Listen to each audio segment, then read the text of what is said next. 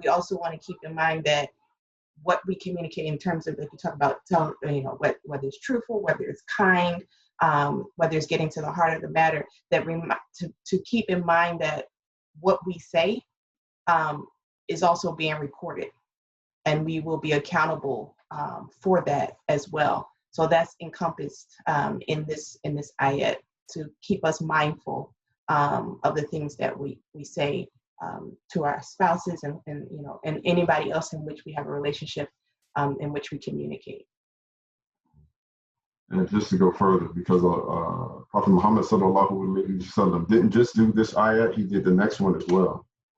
So he says again, to the believer, the one who already has Ya ayyuhal ladhina amanu, the one who already trusts in Allah and has that trust in Allah and believes in Allah, have taqwa of Allah and say a word that gets to the heart of the matter. But if you do this, Allah says, if you have the courage enough to do this, because to me, that's one of the things in terms of communication, that sometimes it takes courage to have the really difficult conversations.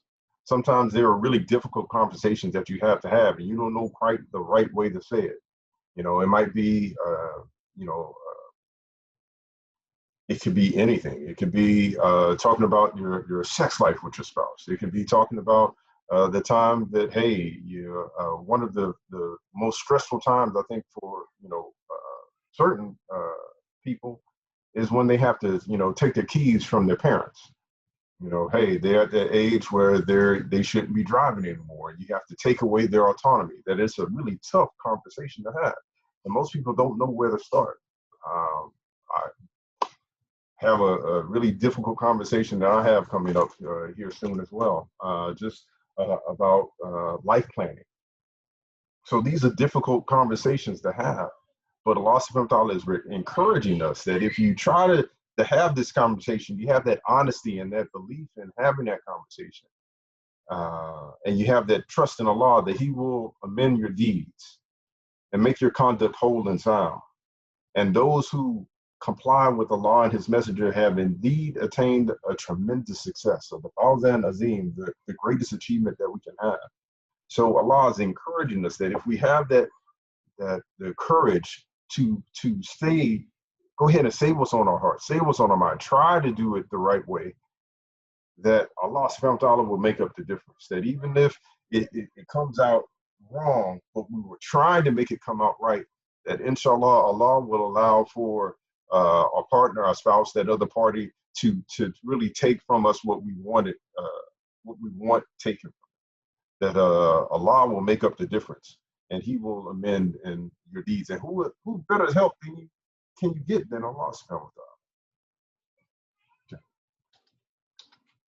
So additional guidance from the Quran is Allah subhanahu wa ta'ala says to us, speak kindly, speak truthfully, speak justly, speak graciously, speak fairly and politely, speak no lie, speak gently, speak not in vain, and speak straight.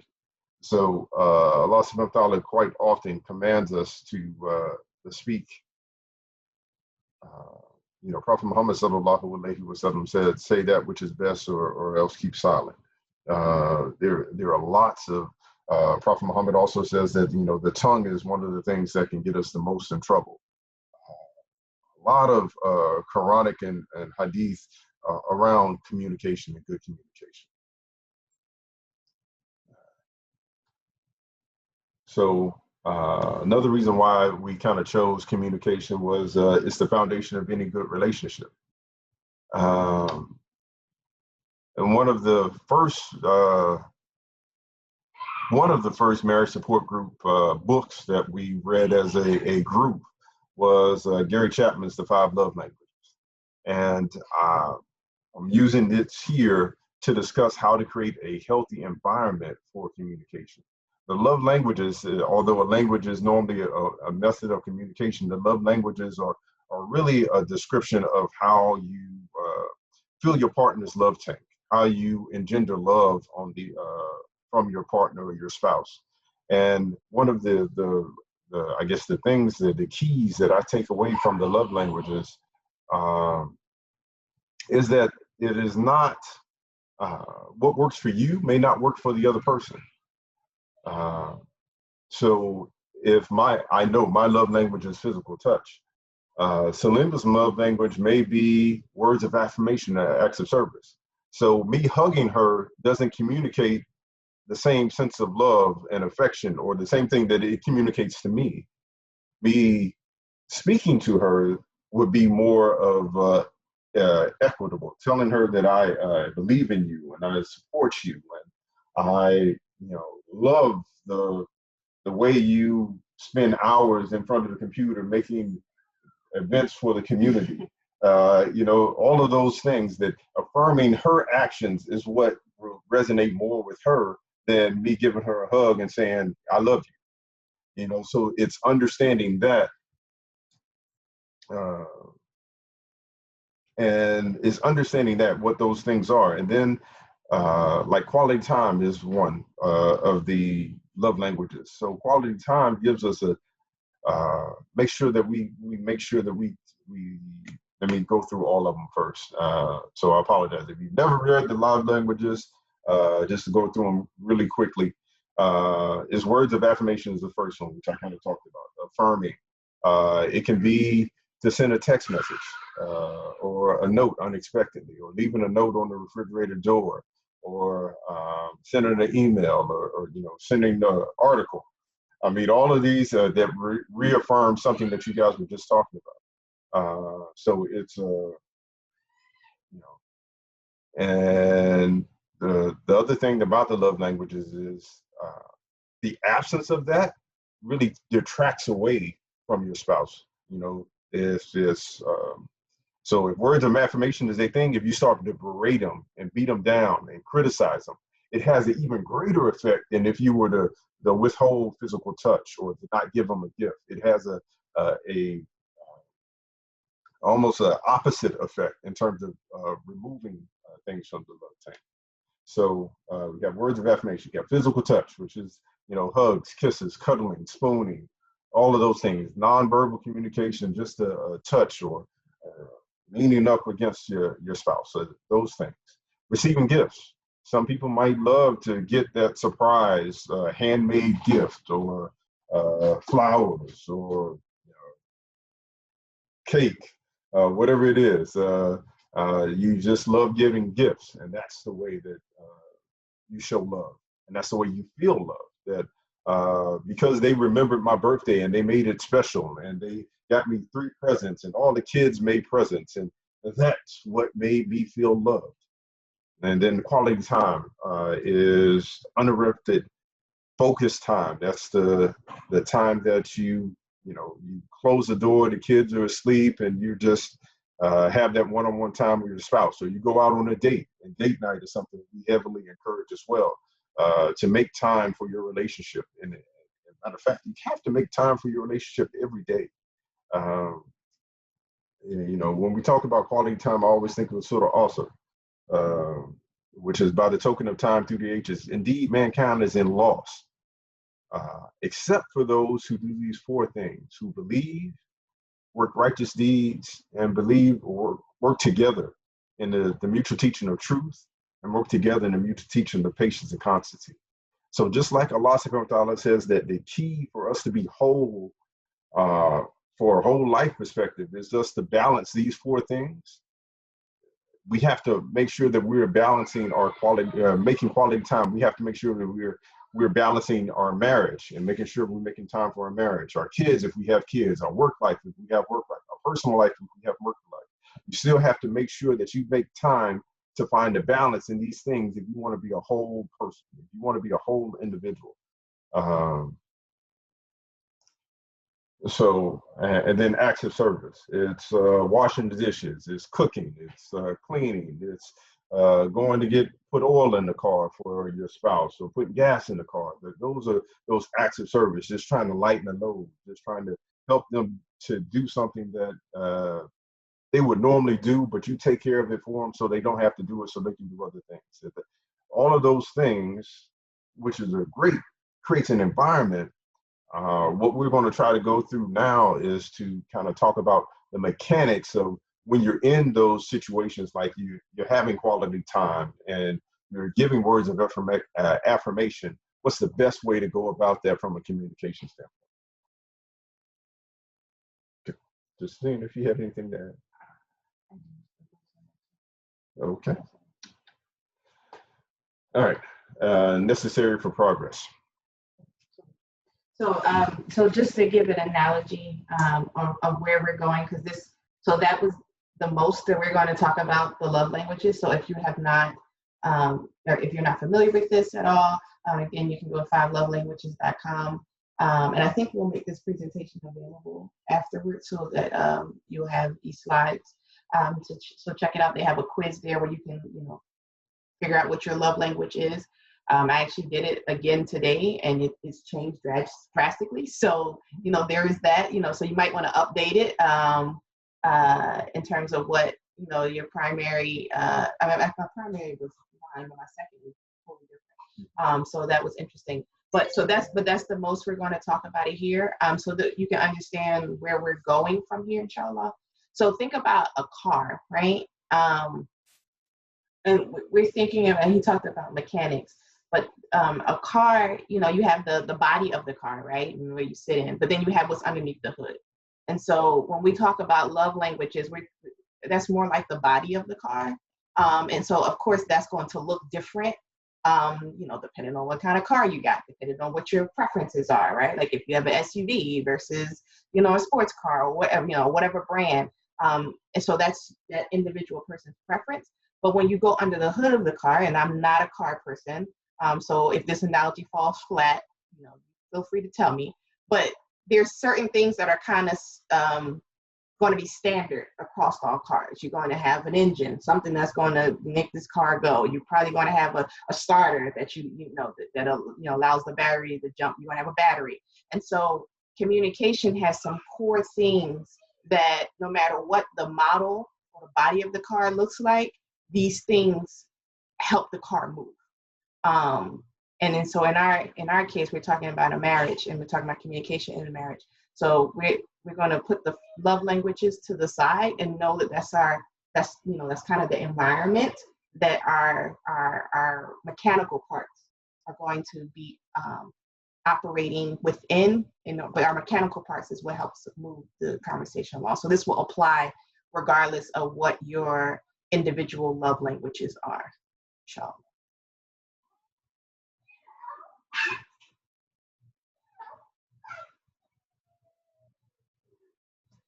We can move on. Okay.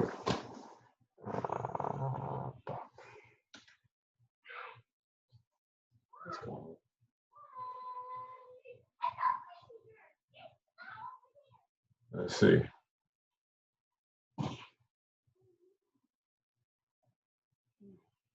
Nope. All right. So you want to play it? I have it pulled up. So we're going to play this clip, and it's old school for sure, but it's kind of going to lay the groundwork. So if you saw it before, cool. But it'll lay the groundwork for. I have fun where it is. Can you share? So got it. I have so much stuff up on the screen, I can't get to it. All right, here we go. So anyway, it laid the groundwork for what we are talking about tonight. All right, can everybody see? Everybody see the screen? Which one is it? This one? Thumbs up? All right, there we go. What are you doing? I love baseball. Well, we all love baseball. When we get to St. Louis, will you tell me the guys' names on the team so I go to see them in that St. Louis ballpark? I'll be able to know those fellas. Well, now, is it all right, folks? All right. Excuse me, I want to find out the fellas' names. As long as it's okay with the audience. I'm crazy about baseball. Will you stand still? Pick up your hat. Go pick up your hat. Okay. Now, look. Then you'll go and peddle your popcorn and don't interrupt the act anymore? Yes, sir. All right. But strange it may seem, they give ball players nowadays very peculiar names. Funny names? Nicknames, pet names. Not as funny as my name, Sebastian Dinwiddie. Oh, yes. Funnier than that? Oh, absolutely, yes. Now, On the St. Louis team, we have who's on first, what's on second, I don't know's on third. That's what I want to find out. I want you to tell me the names of the fellas on the St. Louis team. I'm telling you, who's on first, what's on second, I don't know's on third. You know the fellas' names? Yes. Well, then who's playing first? Yes. I mean the fellow's name on first base. Who? The fellow playing first base for St. Louis. Who? The guy on first base. Who is on first? Well, what are you asking me for? I'm not asking you, I'm telling you, who is on first? I'm asking you who's on first. That's the man's name. That's whose name? Yes. Well, go ahead and tell me. Who? The guy on first. Who? The first baseman. Who is on first? Have you got a first baseman on first? Certainly. Then who's playing first? Absolutely. When you pay off the first baseman every month, who gets the money? Every dollar of it. Why not? The man's entitled to it. Who is? Yes. So who gets it? Why shouldn't he? Sometimes his wife comes down and collects it. Whose wife? Yes. After all, the man earns it. Who does? Absolutely. Well, all I'm trying to find out is what's the guy's name on first base? No. What is on second base? I'm not asking you who's on second. Who's on first? That's what I'm trying to find out. Well, don't change the players. I'm not changing nobody. Take it easy. What's the guy's name on first base? What's the guy's name on second base? I'm not asking you who's on second. Who's on first? I don't know. He's on third. We're not talking about him.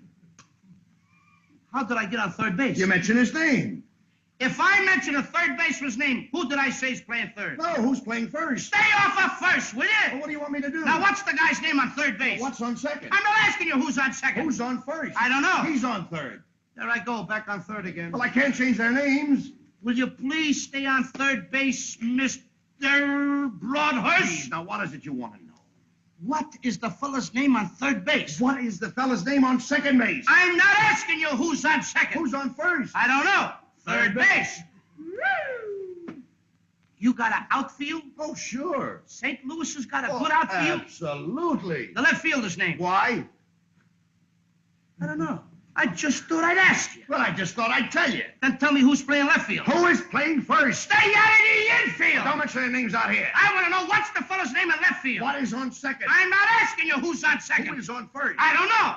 Third base.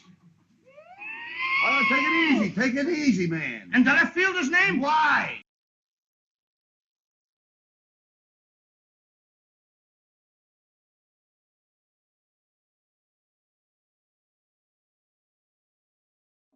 All right. And So show of hands, anybody seen that part of that clip before? That's actual footage of our home this morning.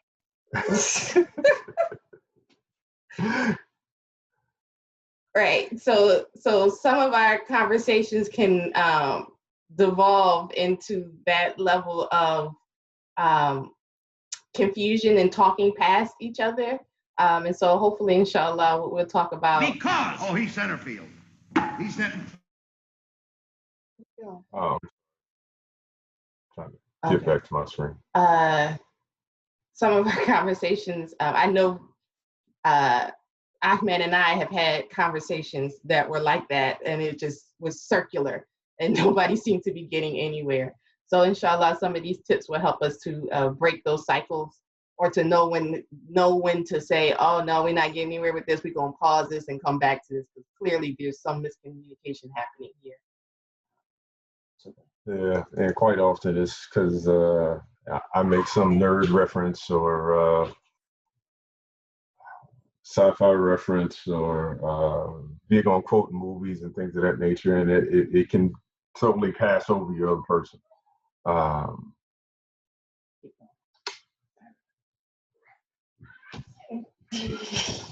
right, so first tip is self-evaluation. Allah subhanahu wa ta'ala says, save yourself and then your family.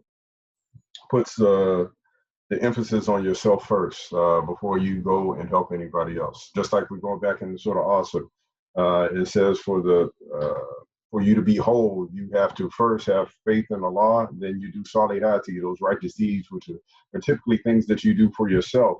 And then you do things in a group with other people. So you have to first work on the self first. That my saying right now is you are the glue in the communication. So it's understanding who you are, what you're about, what your strengths and weaknesses are, makes you a better communicator. You guys seeing, hold on. Apparently you're not seeing the screen that I want you to see. You share. Here we go. Share. All right. Are you now seeing the screen that I want you to see? Yes, it says screen sharing is paused. I don't know why. All right, let me stop the share.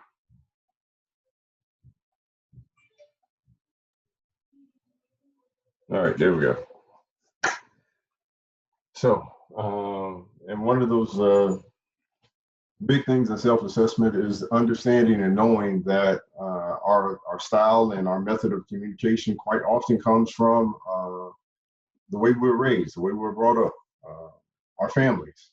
That our family and our familial interaction has a huge impact on the way we communicate. When we look at the marriage Qur'an again, where Allah subhanahu wa ta'ala says, reverence the wombs that for you. I know many of us have probably heard Imam Wazir do a nikah, and he says that basically that you are marrying that the family.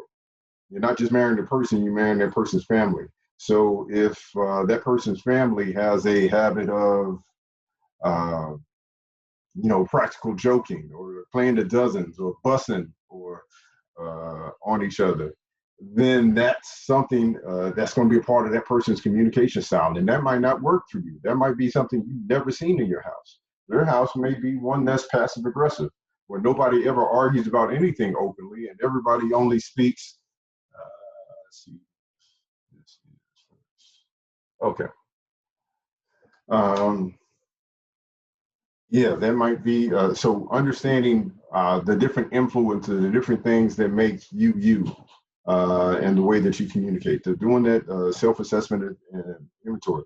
Are you a person who is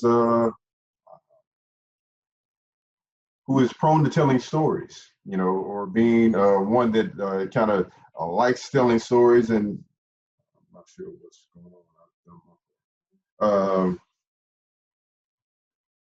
So knowing that if you are prone to being hyperbolic, that your partner may not, that might not work for your partner. Right? Understanding how they're going to, that information is going to impact them. Doing that self-assessment and self-inventory. And so in doing that self-evaluation, part of that is, okay, knowing that, looking at your history, looking at your previous experiences and how you communicate and why you communicate that way, so that you understand what your communication styles are, but then also to understand, are they helpful? Is this a healthy way? Yes, this may have been the way that I have learned to communicate, that I am comfortable communicating, but is my way of communicating healthy? Is it productive? So one of the things personally, when we first got married, I come from a family where we tend to be loud in our expressions. We tend to be very sarcastic, and our language tends to be a little more aggressive with each other. I remember having conversations with my sister on the phone, and my husband would come in the room thinking that, he needed to break up the fight. And I'm like, what are you talking about? We're just talking. And it was just like, that just from the other room, it sounded like you guys are in here getting ready to go to blows. And so, but that's just how my family communicated. And then, but my husband's family is completely different than that. They're much more mild. Passive aggressive. Yeah. My family is very big on not having conflict openly. Or if we have a comment, it's a snide comment off to the side, not really telling you what you need to know. So that's the environment I came from. And we bring baggage from those environments and from our previous relationships. And so you have to evaluate that within yourself too. But what I was going to say is that what I quickly realized is that when I started to communicate with my husband in the way that I was comfortable communicating, he always thought it was a fight, like he had done something wrong. And I'm just like, well, why are you offended by this? And I realized that it was what I was communicating, or the way in which I was communicating was giving off the wrong vibes that I wasn't trying to send out, but that's what he was taking from what I was doing. So it made me have to evaluate, is the way I'm communicating necessary? Is it helpful? is there a different way that I can communicate so that, he doesn't feel that way and I still say what I need to say? And what I learned, alhamdulillah, over time is that, yes, there is a different way. And for this relationship. So when I'm still talking to my family, I revert back to what we all know. But when I'm having conversations with my husband, we have developed a different way to communicate with each other that respects the space that we're in, and respects how we both receive information. Because in the passive aggressive side of it, that's hard for me, because I'm like, just say it with your chest, make it plain. I don't know what you're trying to say there. You're confusing me. And so we both had to kind of, migrate from what we know to something that worked for, this situation that involves us. So it's not just, when you make that assessment, it's not just to say, okay, this is how I like to receive information. This is how I like to give information. And you just got to figure that out. This is how I receive information. This is why I receive it that way. Is this the best way to do it? And is this beneficial for the kind of relationship I want to have with my spouse?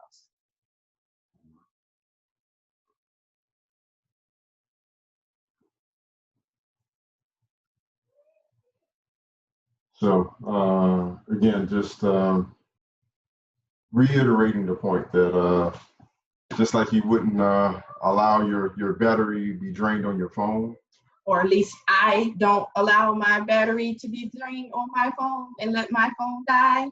Because my husband does not. He has 2 phones and both of them are almost dead. I don't. So I wouldn't do this. He does. Sorry.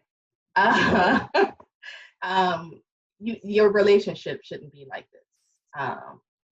So the first step in making sure that your relationship is not, at least your communication within your relationship is dying, is that you are evaluating yourself and what contribution you are making to the state of communication in your marriage.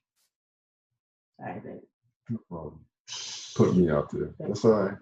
Hey, you work hard. Phone's ringing all the time. I get it. Just don't like chargers.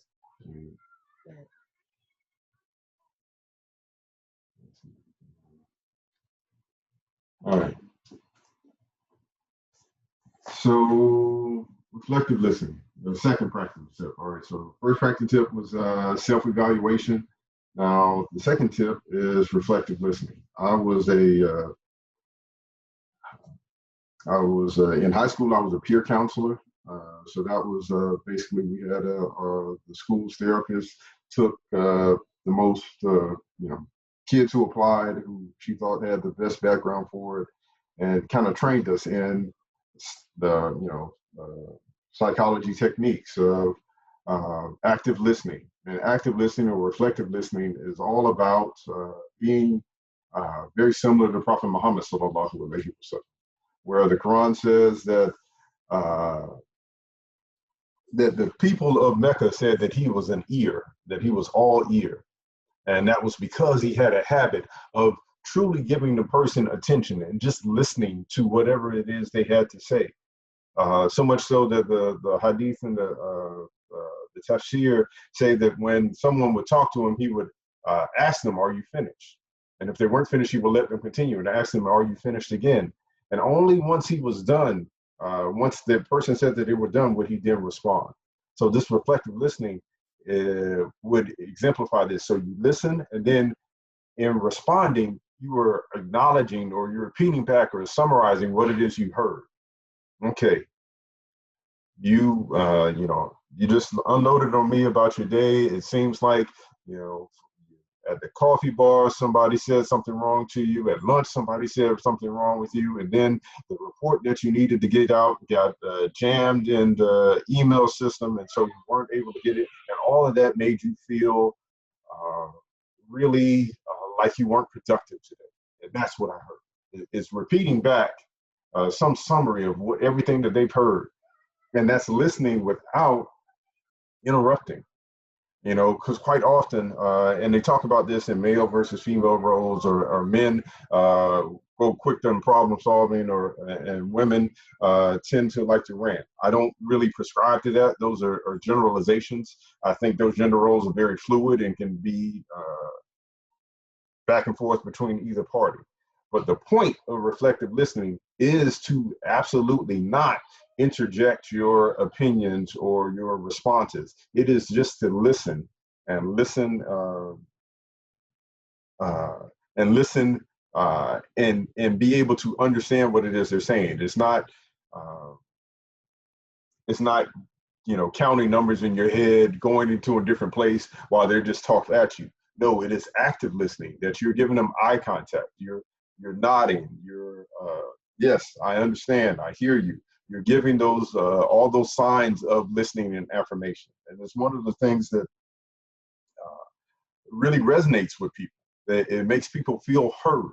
And when they feel heard, they are more relaxed. And the relationship that we have, Allah subhanahu wa ta'ala places the mawadah and rahmah, the love and mercy between the marriage couple. So this is an institution created by Allah subhanahu wa ta'ala.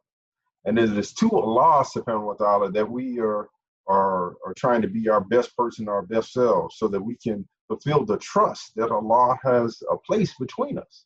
And that trust that we have is between us and Allah. So we have to do the best that we can with the awesome responsibility that Allah has blessed us with, not for that person's sake, but for our own soul's sake, to Allah subhanahu wa ta'ala. So again, reflective listening is about listening well and repeating back. And sometimes you have to create the time and the space for that.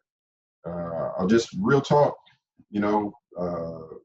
if we wait till after the kids are down and we've eaten and it's 10 o'clock at night, it's probably not the best time, at least for me, to have a really detailed, long conversation, because I'm going to nod off. I don't have the ability to stay awake unless you prepare me ahead of time. Hey, send me a text message, send me some kind of message. I need you. We need to make some time to talk, so I can go ahead and get my coffee or my tea. And once we get the kids down, I know that I need to be alert.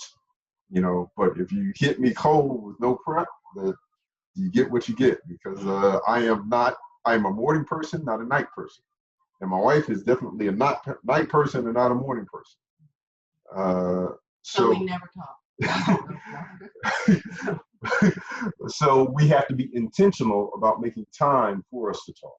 We have to be intentional about making time for us to have all of those conversations, whether they be about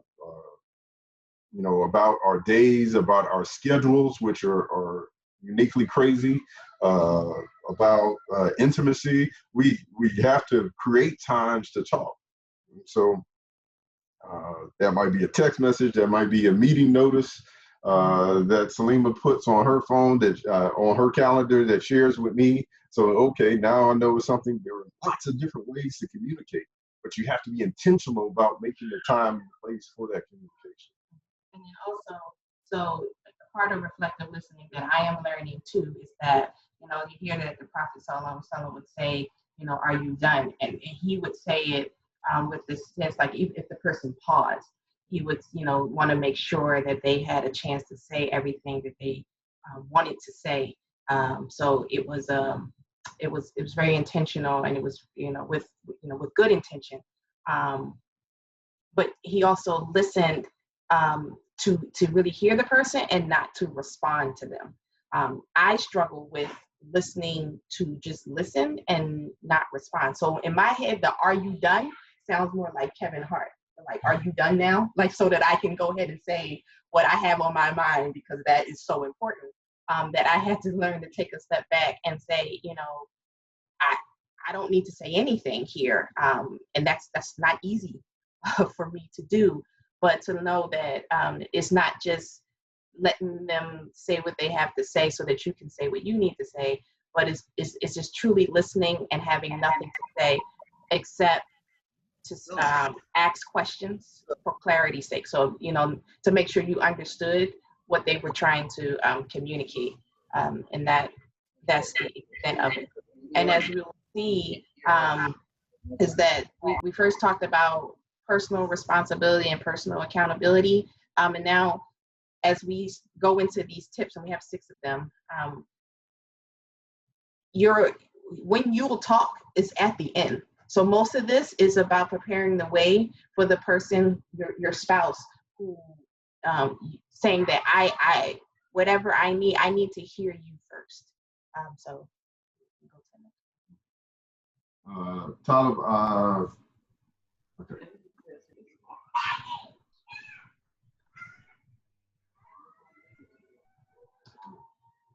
All right.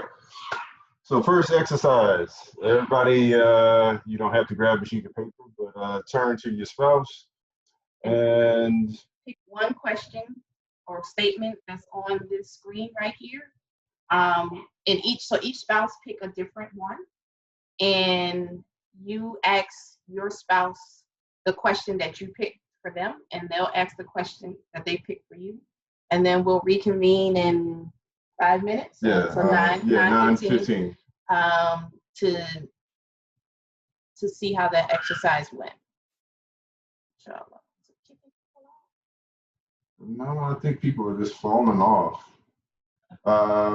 So yeah, if you're having issues, please let us know if it's kicking you off or something else like that. If it seems like it's something that we're doing. Otherwise, we're just trying to manage the people rolling in and off.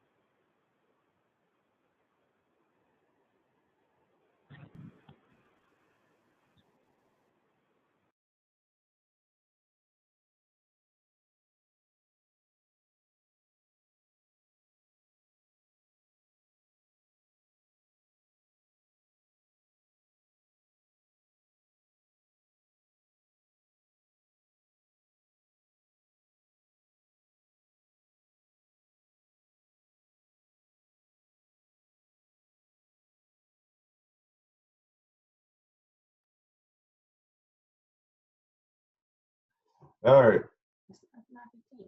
Oh, okay. She said you got 1 minute.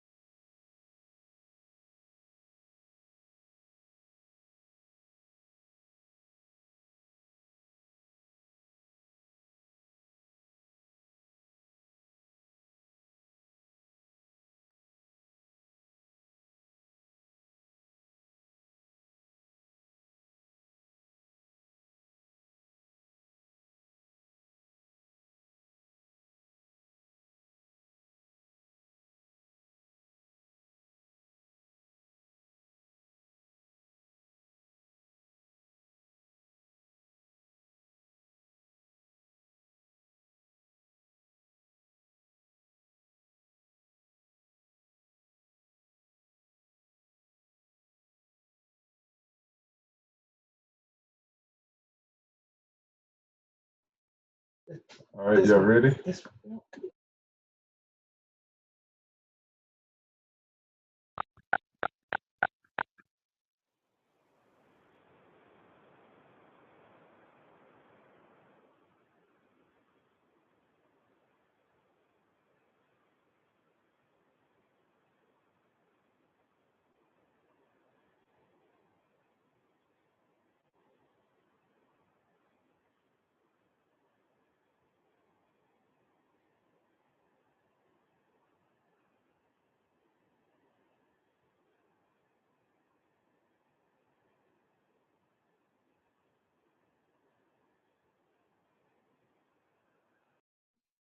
Okay, so a housekeeping note.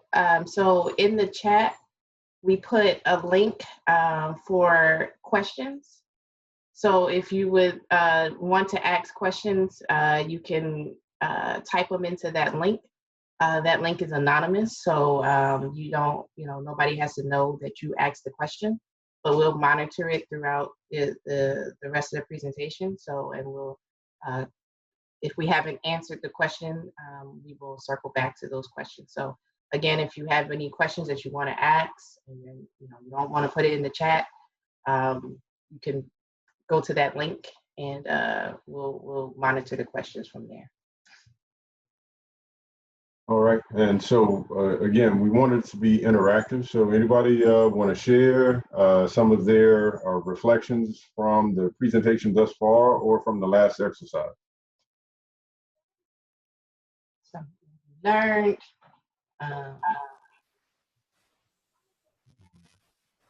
Go ahead. Assalamu alaikum. Wa alaikum assalam. So we picked a question each.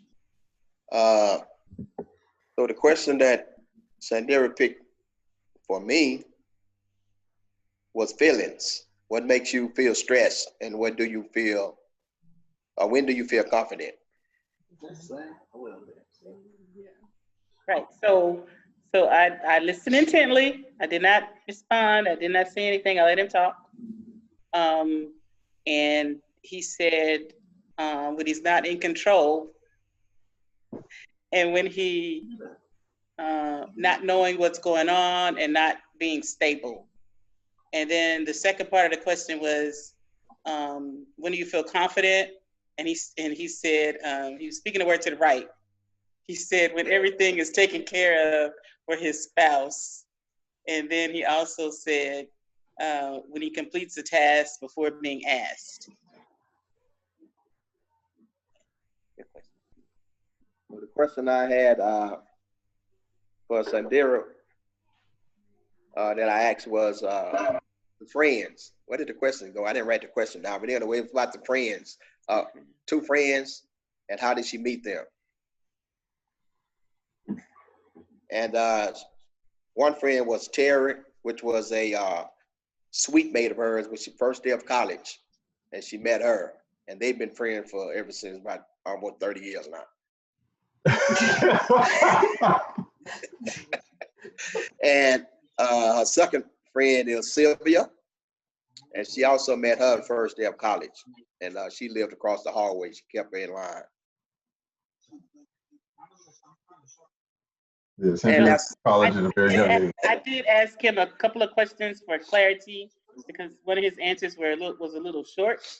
So, like he said, when everything is taken care of, and that I needed more information. So after he was finished, I did say, "Can you give me more information about what that looks like and what that is?" So. And did he? Yes, he did. Oh, okay. So it worked. Yay! Okay.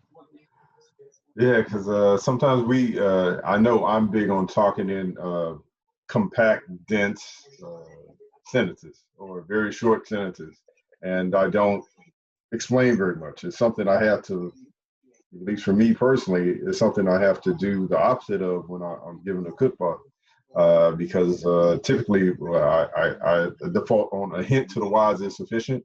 So I might just say, hint to the wise is sufficient, and go on about my business and not explain any of what I meant or what went into it, or man means mine. Thinking everybody understands this and nobody else understands it. So that is one of those things, and that's why in active listening, you listen and then we're gonna have to. I'm assuming it's somebody that's already here. Keep going. Anybody else? We'll go. Assalamu alaikum. Walaikum assalam. Thanks for inviting us, Salima. I haven't seen you since Umrah. How are you? Good, Alhamdulillah. Good to see you. You too. So we asked each other the same question. Imagine that. Because I think we just kind of went through all of the questions and we pretty much knew most of the answers for each other on the other question.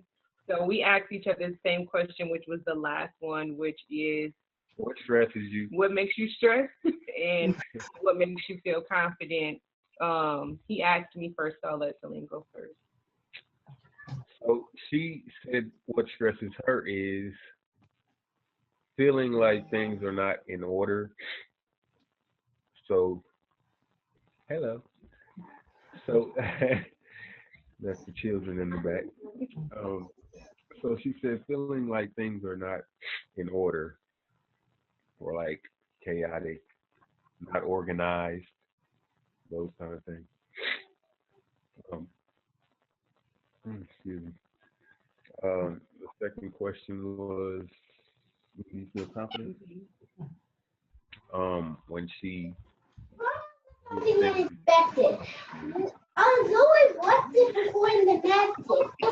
Join the live, brother. Join the live. He ready. And so I asked him the same question, what makes him feel stressed? With him being a business owner, he says when things with the business aren't flowing smoothly or in a way that he would like them to go. And then he said what makes him feel confident is when he is accomplishing goals.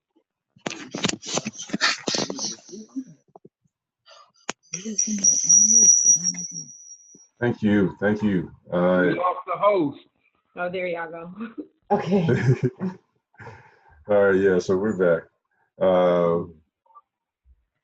Anybody else? Is this presentation working for everybody so far? Anybody learned anything?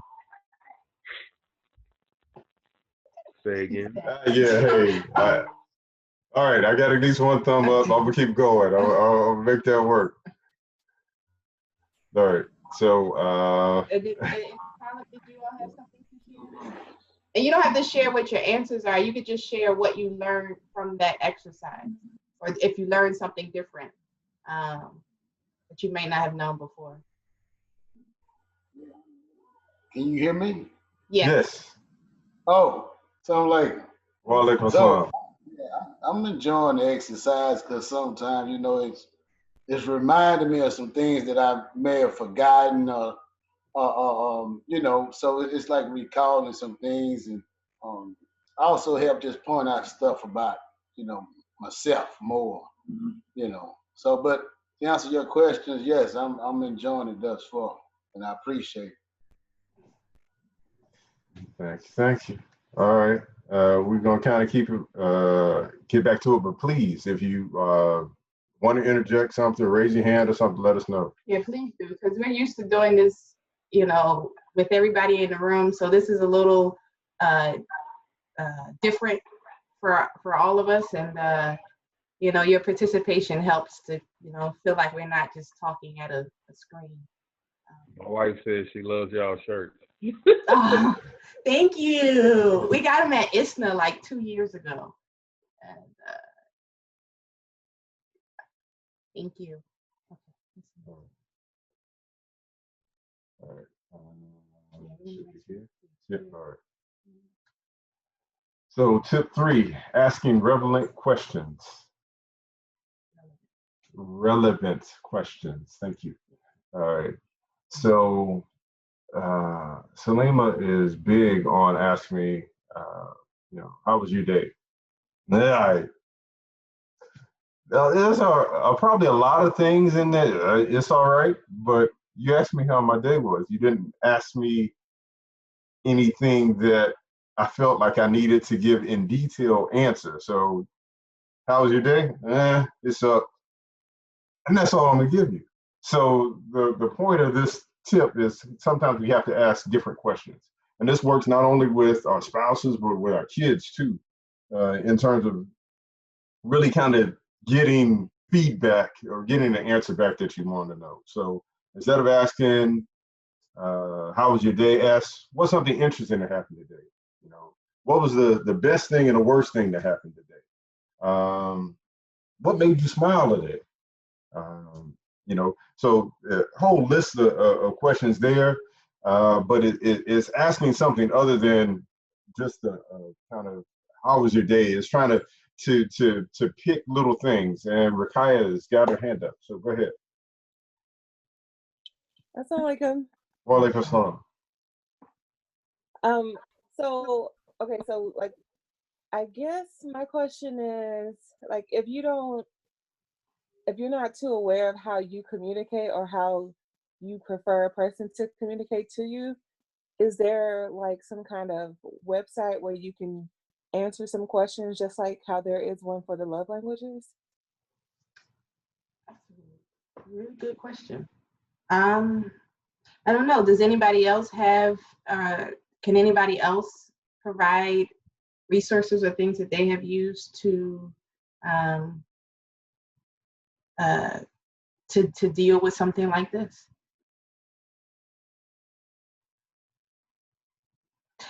So for me, we used, so one of the things we do is we go to like sessions like this, like when they come up in the community, so that though, informative sessions that help us to think about some of these things.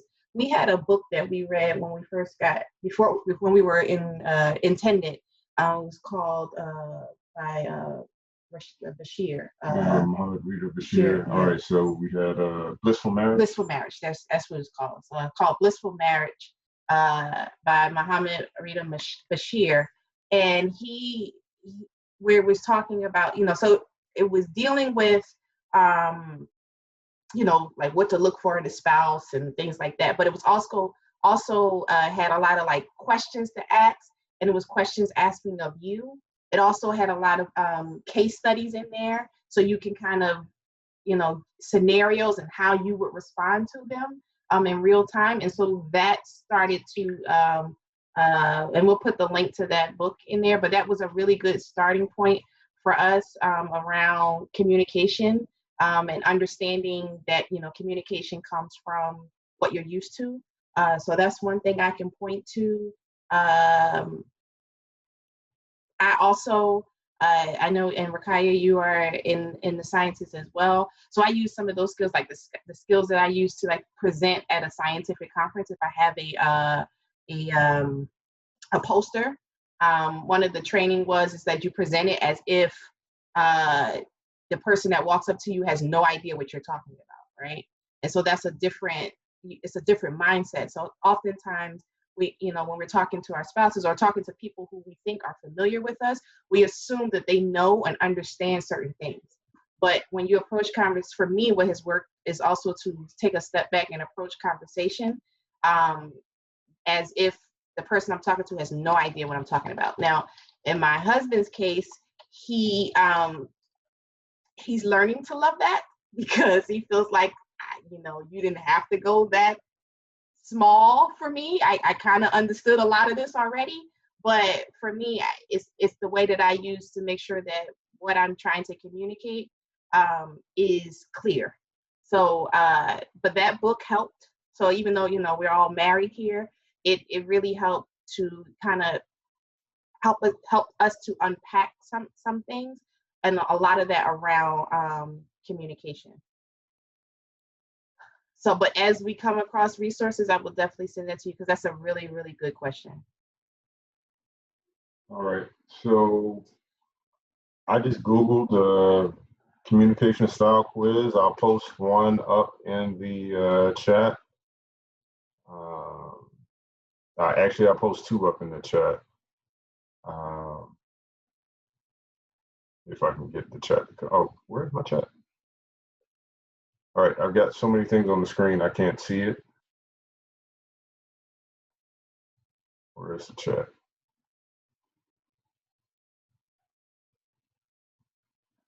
I have no idea where it is.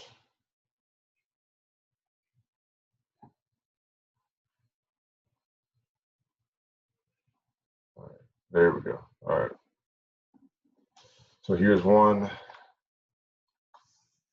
And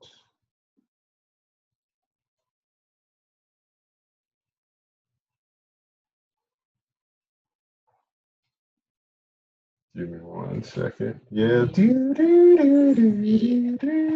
be all right. So one of my things that stresses me out is a lot of windows open at one time. Excuse me? You have nothing but windows on your screen. I don't. And I can't close any one of them. No, I have tabs. There's different. Okay. I don't have a bunch of separate windows. I can have a bunch of tabs, but not a bunch of separate windows. I can't focus like this. So, there's a difference. Oh. We over here dying. We appreciate you. Either way, it takes up resources. Yes, but it's just, again, it's just how he'll have a different screen for every tab, and I can't. Yeah, it makes me. Either way, it takes up resources. I'm team Windows to the team tab. It's faster to get to a window than a tab. So I threw those two out there, but I guess from my perspective, I don't know. We'll kind of go through a couple of exercises here too. We have a little video later, and kind of dealing with the Black Love series. And what I've liked to do is look at the different ways the couples communicate when they're answering the questions. And Salim and I are both, you're like that person, or or you're like that person, and seeing those communication styles and kind of identifying them, like I like the way he talks, or I like the way she talks, or that reminds me of me or reminds me of somebody else that we know, and I'll use that as a means of coming to understand what communication style you like or don't like as well. Does that answer your question? Okay. You can throw a thumbs up. Yes, it is. Okay. All right. So just really quickly on this particular slide about the open-ended questions, again, probing questions, so kind of knowing where you want to go and asking questions relevant to that. what he mentioned about me asking how was your day, I don't do that anymore. I learned that pretty early on that gets me nowhere. And so I tend to, now I'm like 21 questions. You know, I got a question for everything, and I keep peppering questions. And oftentimes he just didn't even think about, that he wasn't thinking about those things. So those questions help him to explore things that he didn't even realize that, I didn't realize I was feeling that, or I didn't realize that affected me, or whatever. But yeah, asking questions that are, probing to kind of help someone to think through what's going on in their world. The other thing is that those questions should be open-ended. So they shouldn't be like, for anybody who's familiar with law, they shouldn't be like cross-examination questions that are leading. So example of a probing question would be, so for example, we're asking about how was the day. Just say basically, I might ask, anything interesting happened today? And my husband, the way he talks, he talks in shorthand, so he may say, yeah, I had an interesting meeting, and that's where it stops. I'm like, oh, well, what was interesting about the meeting? And so, oh, so and so, we had this project and da da da. And so as I'm listening, more questions will be revealed through listening. And so then I'll ask. So it's basically follow-up questions to your questions, Celine, about probing questions. It's continuing to follow up until you feel like you understand what happened, or what the story was, or how they're feeling. So that kind of thing, as opposed to, so for example, if, with my children, if I say, if the jar is broken and it's left there and nobody has claimed having done that, I could say, did you break that jar? And I'm so he done already like, uh-oh, I'm in trouble. I'm gonna get one answer. But if I say, hey, were you in the kitchen earlier today? You say, yeah. I said, and so I can get to the answer without feeling like he's being forced to go there. So that's what I mean by that. And then again, asking those questions for the purposes of seeking clarity, and not like gotcha questions, like, where the person feels like they're attacked, or that you're out to get them, but that they could tell from the questioning that you're trying to understand what's going on. Yeah, and I just recap again, going back to point one, having that knowledge of self. You have to know that you're in a place to be open, and that your tone is one that is really asking a question because you want to be informed, and your tone is not accusatory or harsh or critical, because that makes a lot of people shut down. So what do you do today? Then that might not still get you the answers that you want. You have to make sure that you understand, yourself enough and where you are, that you are very careful of your tone and understanding enough about what you communicate. As a big Black man in America, there are meetings I can't go into with a loud voice, and my good old boy places that I work, because I know that just my tone is going to be taken and put us in a different place. And so those same code switching, those same skills that you use to navigate the corporate world, you got to be able to navigate at home as well. Tone and nonverbal communication communicates way much more than verbal communication. And again, when we get a little bit later, there's a video. I just want you to pay attention to the nonverbal as well as the verbal cues that the people are giving. So offer support. Go ahead. Yeah, sure. So this tip is about, you check yourself, your intentions, and how you're communicating. You're listening. You're reflective. You're listening to them, actively listening. You are asking questions to better understand them, and now they've shared with you, hopefully. And so now the space is to offer them support. And what does that look like? Is to empathize. So to put yourself in their shoes. What, how would, listen to how they tell you they feel and understand how that feels. Or if they didn't tell you, put yourself in your shoes and say, how would I feel if, if something like that would happen, so that I can better relate to my partner, to validate what they're feeling, meaning that, you have every right to feel the way that you feel, even when you don't agree. And that's a tough one for me, and I had to learn that. Ahmed is much better at that than I am. And just, I could think that was really dumb, but, and that's just me, but I'm coming from it from, how I see things. But for the other person, they may not see what I see. And so for them, it was like, that was their good faith effort. And it didn't yield the outcome, but I can understand their frustration with that. And just giving them space to say that it's okay.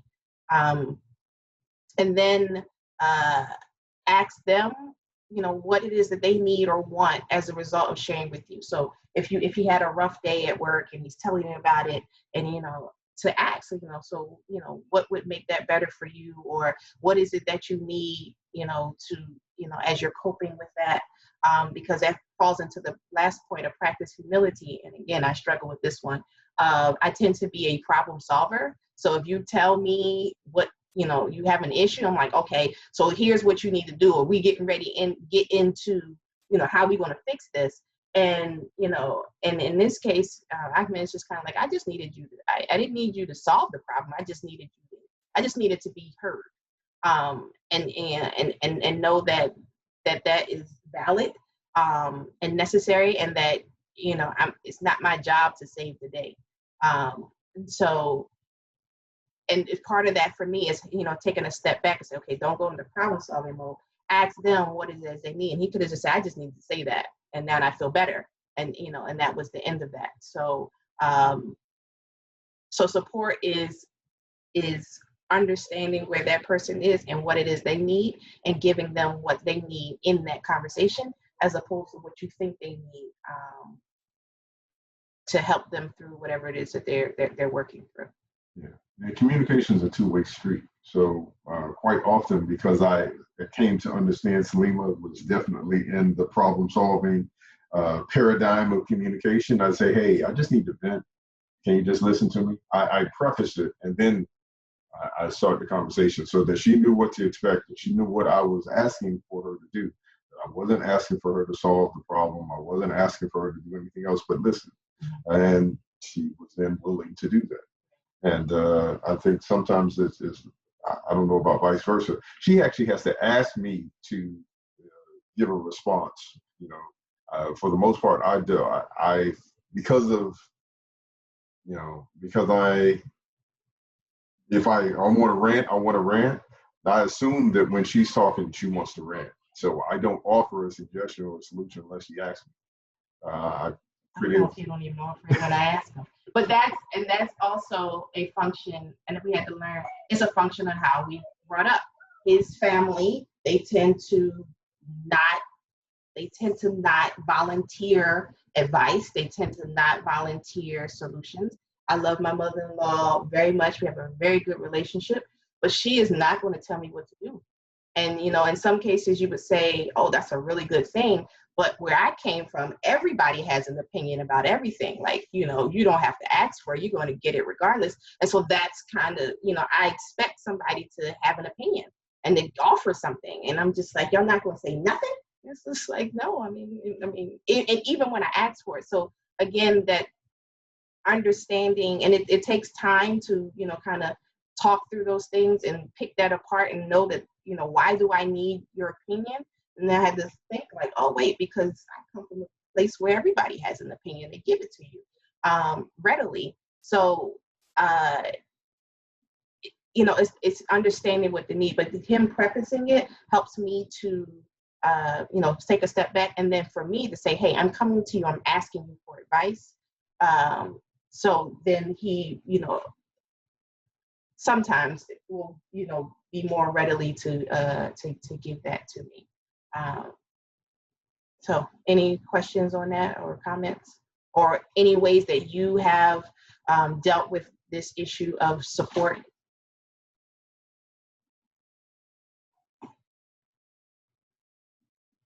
Okay. So one other thing I'd say is if anybody else is like me, Salima sometimes takes a while to get the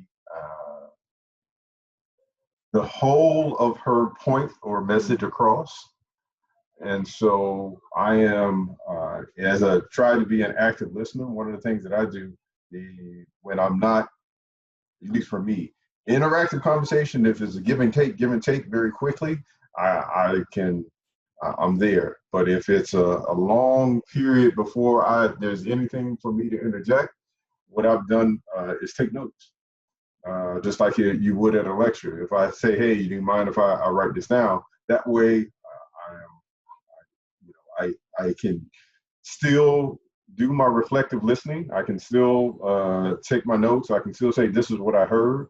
And it gives me a different way to engage so that I can continue to be an active part of the conversation. Sounds smart. It's also his way of staying awake, but there is that. So, nah, you good. All right. Okay. So, No, but that's cool. And empathize. The only other thing I wanted to say with here in terms of offering support is, again, coming to understand Salima's family a little bit better helped me to understand where she was coming from. And so it helped me to kind of understand a little bit about when I needed to be supportive or not to be offended about certain things. That kind of understanding her family and her family dynamics helped me to understand her. So that's kind of why we had some of the questions we had previously for you to ask each other, is because not only should you know yourself, but knowing your spouse and your spouse's family really helps for you to navigate in terms of communication. All right. So offer support, supportive phrases. I had a question. Go ahead. Leah had a question. Okay. Assalamu alaikum. Wa alaikum salam. I wanted to ask a question. When you were saying about Salima taking a long time to get her point across, how do you react to her? Do you become impatient, or you don't? How do you react? Or what do you think the best way to react to a spouse who's taken a very long time to get their point across? What do you think would be the best way for you to react to your spouse when they do that? So for me, all right, so the best way is to be like the prophet. So the prophet set the example, right? So the best way is to be like the prophet, to be able to have the patience that he has. If you do not have that level of patience, you should be ascribing to have that level of patience. Some of the ways that I try to get there is, again, like taking notes. I'm pretty good about listening without judgment, but again, I am, for me personally, I'll say something. I understand, as a part of me, our communication and affirming, I'm saying I understand. I'm trying to tell you, okay, you do not have to rephrase this topic in 3 different examples anymore. I got it. But I'm trying to say it in the nicest way that I can. And she knows that when I say that, that means, okay, she can move on to the next point. So there is a little bit of that. I mean, it's a give and take. It's having, just having real conversations like, okay, I got it, but I'm listening. I'm with you. Please continue. But I understand what, hey, what I heard is this, and this. I got it. Let's go.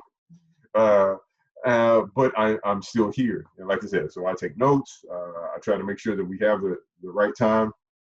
And just for me personally, if, because not everything is always planned.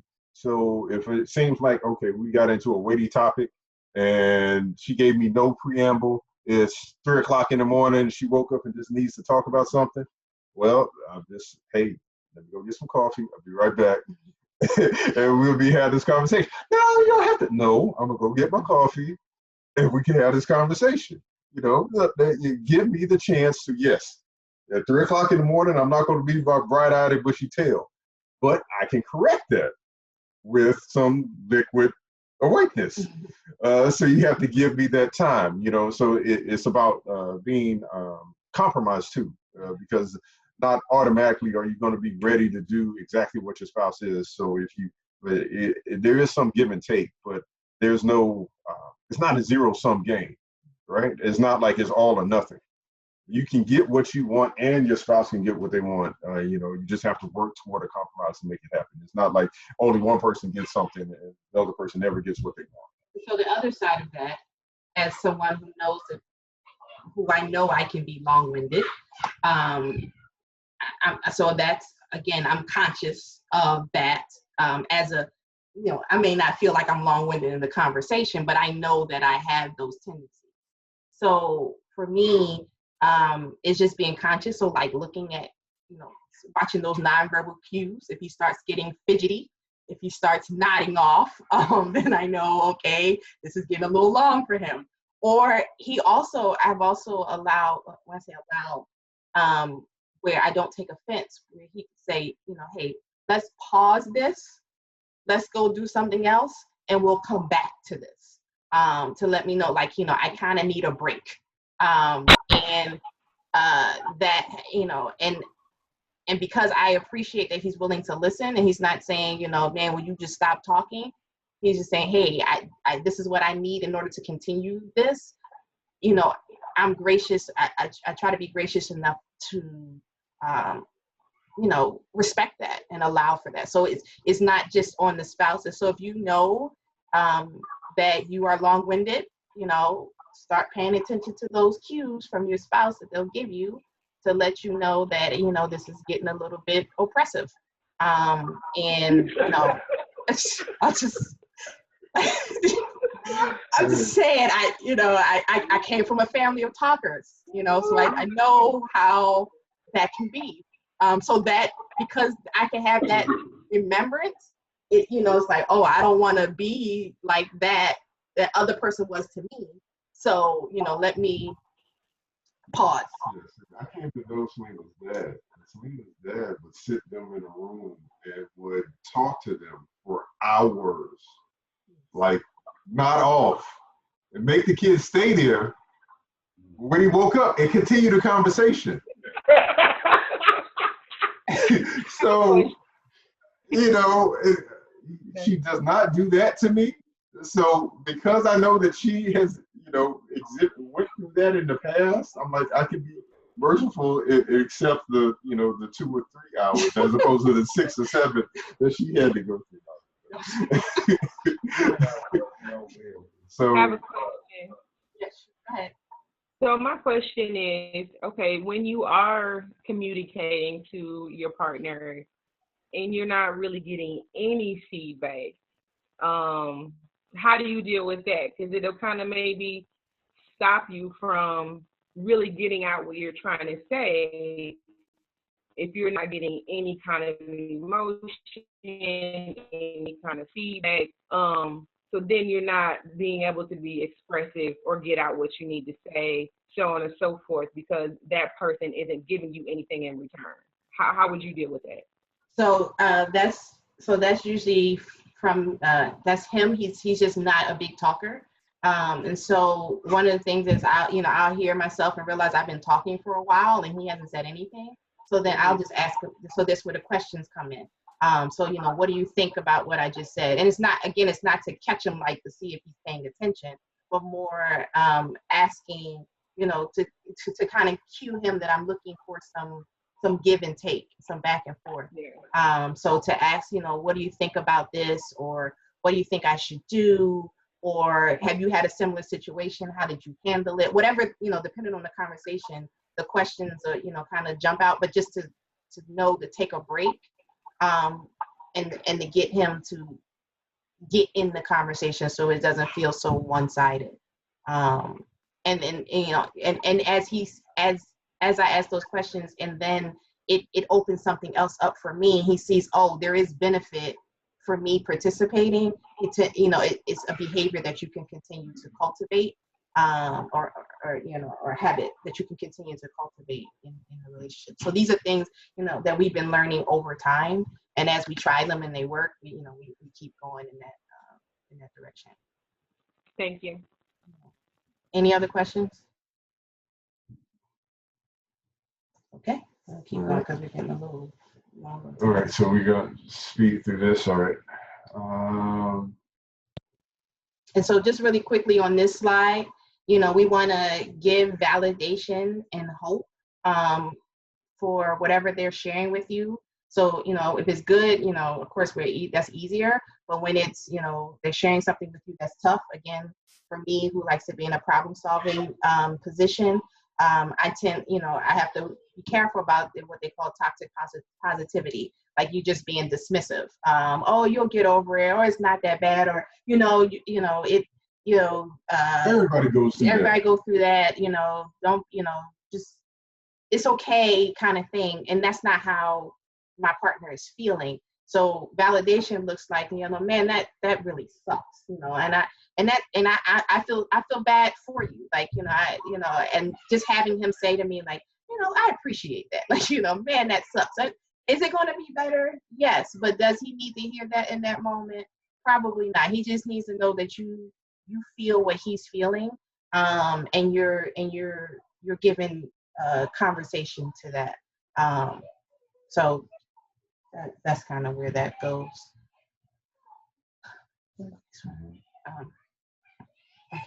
All right, so tip 5, start with the positive.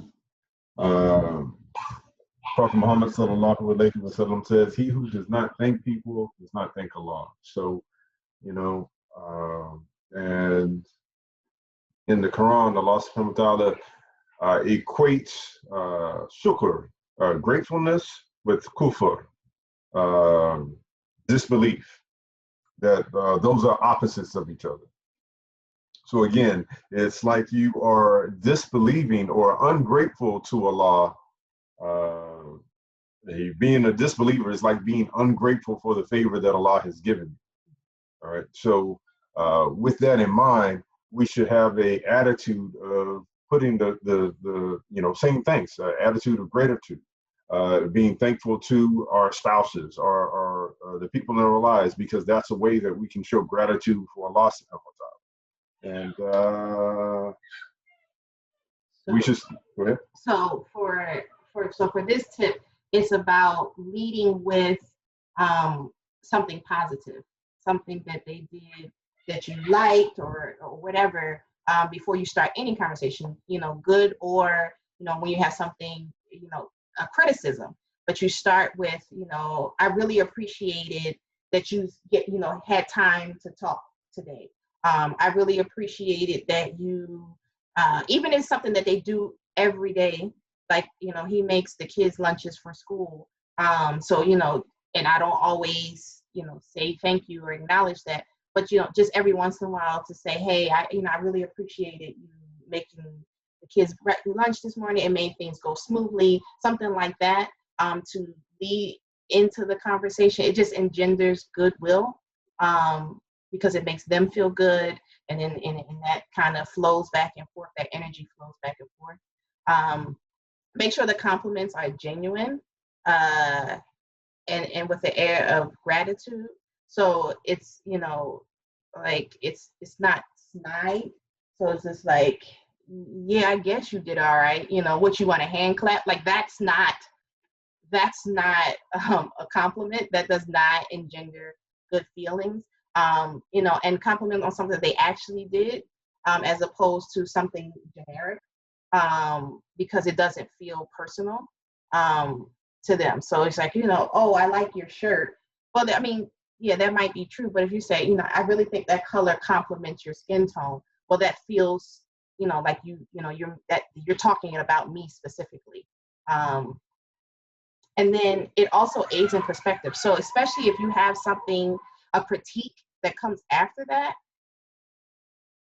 it can come from that they can receive it from a good place, meaning that it may not feel good for you to be critical of them or to have something critical to say, but they can see it in a space of, it's coming from a place of love, Like, it's not to tear me down. It's just to express a concern that I have, and that I'm willing to work through that because I love you. This is not, it's not a deal breaker. It doesn't have to ruin our day. This is just something that, I need from you, so that we can continue to be good. And if you are coming at me from a space where it doesn't feel like it's coming from love, then I'm in a defensive posture for whatever you have coming next.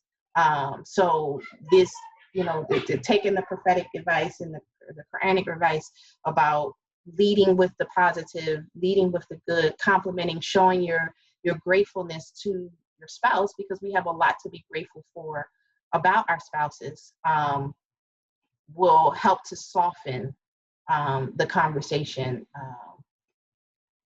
for whatever is to come within that conversation. Yeah, it's preparing the way, just like Allah subhanahu wa ta'ala says that, to paraphrase the Quranic passage, that women are your tilth. So enter them in and how you will, but do some good first. So even talking about, the sexual relationship in the man and woman, Allah subhanahu wa ta'ala is encouraging us to do some good, start with some positive, some encouragement, some gift of goodness before you go into another right that is Allah has placed between the husband and wife. So again, just making sure you start with something positive. That even if you're doing something that you were required to do, you should be encouraged to start with something positive. Right. So another exercise, because I know it's 10 o'clock and we're like, okay, we tired. I know we stretching. We still there. Can you give me a thumbs up? Are y'all still hanging with us? We appreciate you. Okay, so those who can take. You can take notes like I do. Okay, so we have another exercise for you to do amongst yourselves, and that is for, take 5 minutes to write down 2 things your spouse did today that you appreciated, and then 1 big thing they did within the last year that you appreciated. And so you each write it down, and then share it with each other, and we'll come back in about 5 or 7 minutes.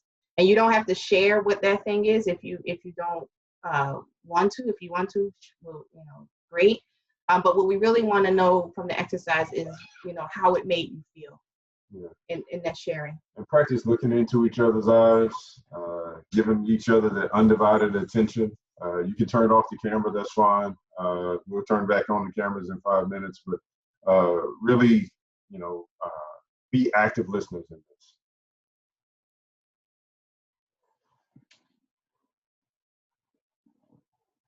Yeah.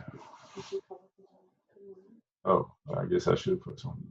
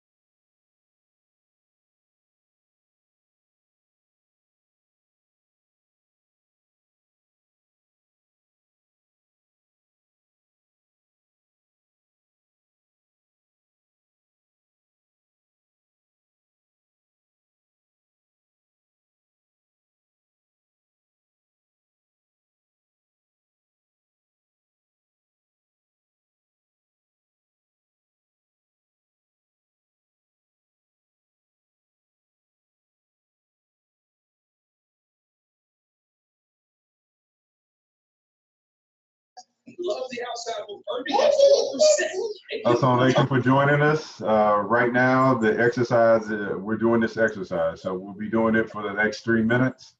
You can just kind of read the screen.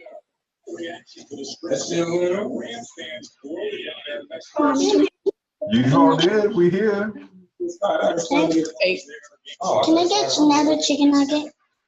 Okay, I don't want any chicken nuggets, but you can go ahead and go on mute and do the exercise.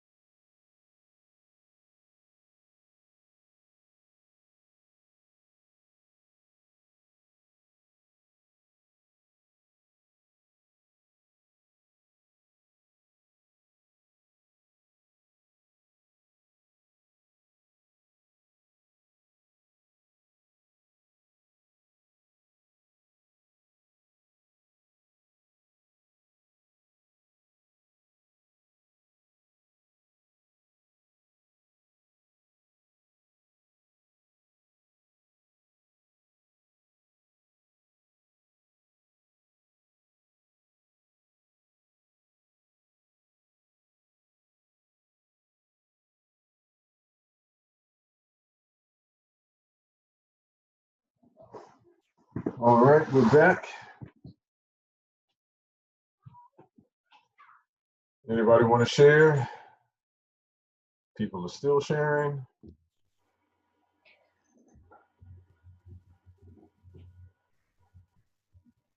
All right. I'm gonna assume everybody's still working through their problems. I mean, there's 3 little things. I'm ready to share.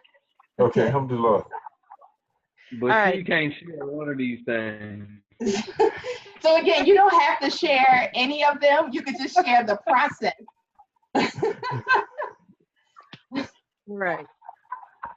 So what we decided was that even the little things, they're very monumental in the moment. Like I told him that I appreciated him making dinner today, which seems like a very small thing, but we all probably are like overcooking at this point. You know, we're using our home to make breakfast, lunch, and dinner, and it can be a lot. So like, to me today, that was a really big thing. I didn't even know what I wanted to cook. Like I'm fresh out of high school. It was very monumental in the moment. And then one of the big things was I was able to, because of my husband, make the Umrah trip this year. That was amazing. And that was a very big thing. A lot of these things that you guys have put on here, we just kind of like reassured us, like, okay, we on the right track, because a lot of these things we already do. So it's just kind of like a reassurance that we're moving in the right direction. So thank you for like all of the slides and the things that you have, because it lets us know that we're on target. And then one of the other things I spoke about was consistency. And even if it is like small things or what one might consider to be small things, if they're consistent, it's a big thing. So just having someone doing something consistently without an issue or without complaining or happy to do it, it's a big thing. Alhamdulillah. And the Khalils are next. All right, Assalamu Walaikum assalam. just a little disclaimer. We were not prepared for this evening, but we're here, but we weren't prepared, but we're here. So here we go.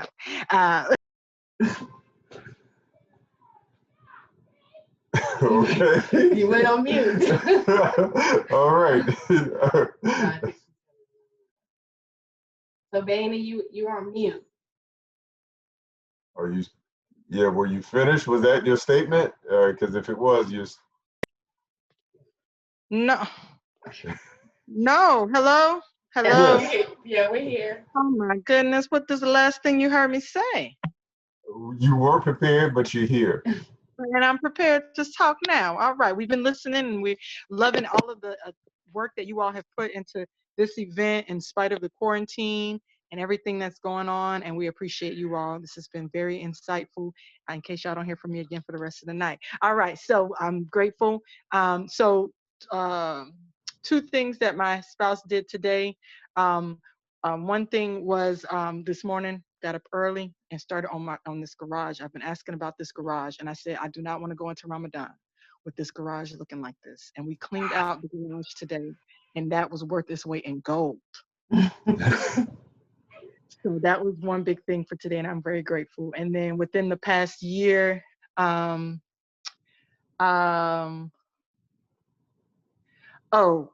made a financial investment that I was very happy about, and I couldn't have done it without my husband. So I'm very grateful to him for that. Alhamdulillah. All right. I just wanted to say that this exercise reminded me to thank my husband for the small things. No matter how insignificant they may seem, just to turn and say, oh, thanks for that. Or at the end of the evening, thanks for doing A, B, C, D, E. Because sometimes I'm thinking, he knows I appreciated that, but just being able to look at him and say, I appreciated whatever those things were. It reminded me that I need to do that more often.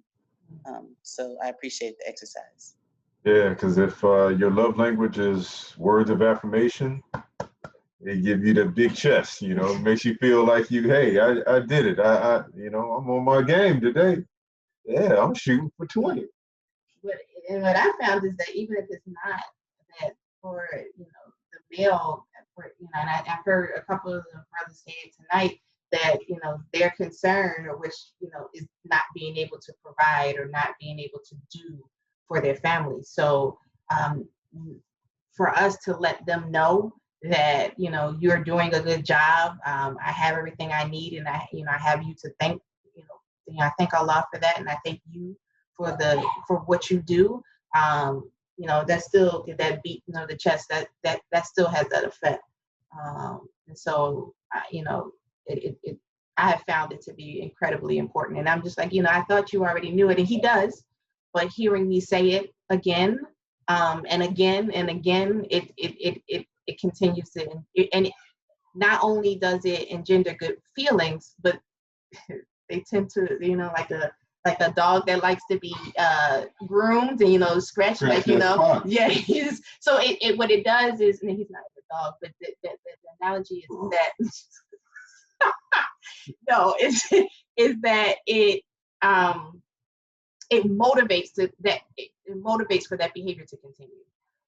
So when when he knows that you like that it made you feel good, then he's like, oh, well, let me do more things like that, so that she continues to feel that way, and and it keeps feeding off of each other. So yeah, so this real talk. I mean, coming from a home where my parents were divorced, and I stayed with my mom.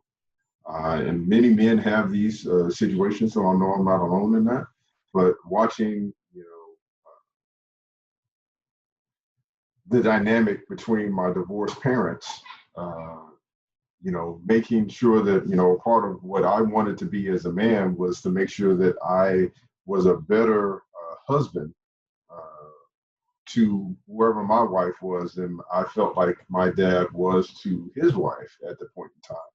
So yeah, those little things mean a lot. Even if words of affirmation it doesn't end up being my thing, it is going to, knowing that I am fulfilling that responsibility, knowing that I am making my wife or doing something that makes my wife happy. I'm not responsible for her happiness. She is responsible for her happiness, but I am responsible for creating an environment in which she can be happy. All right. So I feel like I've done my job because I've created an environment. It's still on her to take the next step or to take the onus in that environment to seek the happiness that she wants, or to find happiness in those things. But that's a different conversation. I just wanted to go ahead and mention that.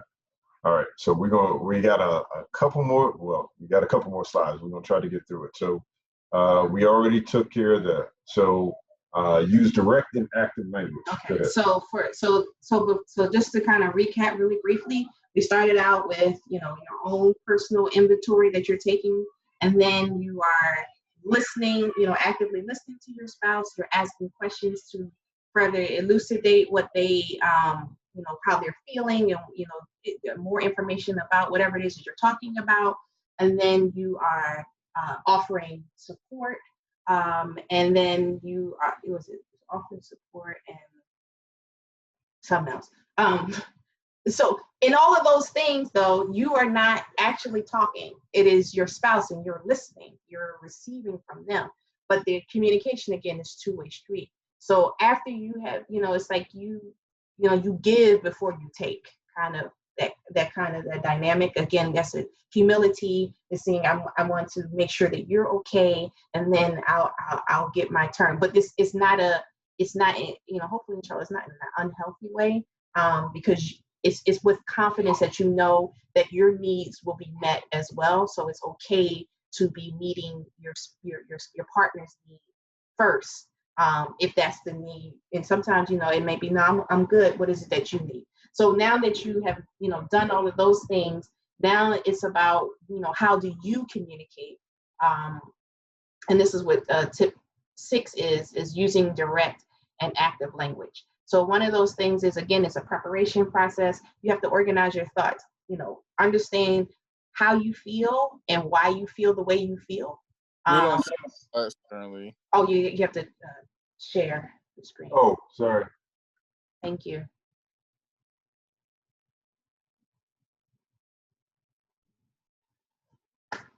Okay, here we go. So so organize your thoughts, understand what you feel and why you feel the way you feel, and understand what role you play in that and what role your spouse plays in that, and how you feel. And so once you organize that, just as a general rule of thumb, your praise, your gratitude, your kind words should be more than your criticism. So if you have several criticisms, you might want to have that in multiple conversations. So this one conversation is only going to deal with one critique, so that your good things that you're saying about your spouse outweigh the things that, things that might not feel so good. And so that, again, so you don't want to have, word vomit where you'll be like, and another thing, like you want to avoid that, because again, they're going to feel attacked and they're going to shut down, and then communication will break down. You never. Those are also words to avoid as well. Yes. So again, organize your thoughts, and then you want to speak plainly and succinctly, like following the guidance from the Quranic reference ayat that we talked about, speaking the word directly to the heart of the matter. What is the issue? What is your contribution to that issue? And what is your spouse's contribution? And then own your feelings. So it's not like you made me feel something. It's I feel this. So using an active voice. This is the active. It's not you did this or because of this it's I feel this because X, Y, and Z. So when you said you talking too much, I felt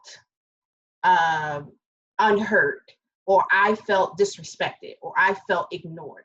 but that you were saying that you own, you know, you alone are responsible how you feel, because some things, you know, somebody may feel one way about it, but you don't feel the same way. So so it doesn't necessarily mean that your spouse made you feel that way, but you have to own how you feel. And then avoid cheap shots. And what I mean by that is, again, attacks. You know, stuff like you always, or you never do this. Because someone said to me not too long, years ago actually, they said always and never are two words that will always make you a liar. Because, you know, if there's ever an exception, then it's never always and never. And so also avoiding things like name calling, you know, snide, sarcastic responses. Again, you want to be very specific. I'm sorry. Damn right you're sorry. Yeah. That's not helpful. You want to get in, say how you feel, say what, you know, what contributed to that feeling, what they specifically did, and then after that you might offer, you know, a suggestion on how help them to understand what they could do in the future, so that you wouldn't, so, you know, what could have been different, so that you know, that would have engendered a different feeling among you. But again, you are being active, you're not passive, because you do need, if you are dealing with this, or whatever it is, these negative feelings that you have, you need to deal with them as okay. And you need to deal with them. You need to deal with it, and as a couple. So you definitely don't want to ignore it. You want to address it directly, but you want to do it in a way that's healthy. Any questions on that or comments? Okay. All right. So really quickly, kind of again, so especially if you're having a difficult conversation or you're getting into arguments, blaming, you statements, you don't seem to care about spending time with me. You want to rather say, I really love a date night. You know, be affirming, tell them what you want, as opposed to just complaining, kind of flip it on its head, as opposed to, you know, complaining about spending time. Say, hey, I really love when we used to have date nights. Let's go ahead and have the date night tonight. You know, I feel like we're disconnected. You know, and this will be a great opportunity for us to connect. You still get what you want, and you reframed it, and you still said what it is you needed, but it didn't feel like an attack. So kind of doing these flips. To what's your problem versus you seem bothered. I'd love to hear what's on your mind. It's a change in perspective. You're still being honest, you're still being true, but it gets you to the point without the other person feeling attacked. All right. So just to recap, like Salima did, we had self-evaluation, reflective listening, asking relevant questions, offering support, starting with the positive, and being direct. And so I want to get to the video because it is late. Is that okay, or do you want to stop here? All right. So give me one second. Is everybody familiar or heard of the Black Love docuseries? It came out a few years ago on Oprah Winfrey Network. Yeah. Okay. So we have not been able to watch it because we don't have standard cable and we don't have that network. But they have since released at least like the first 3 seasons on Facebook, and so we've been kind of binge watching a little bit. So we're going to show some clips from that kind of, you know, some examples of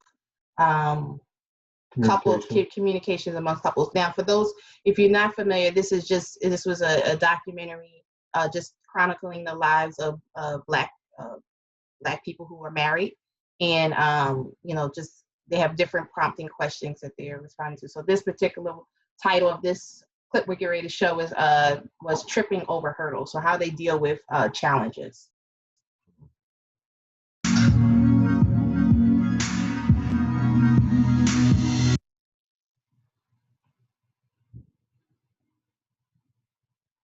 No idea what happened.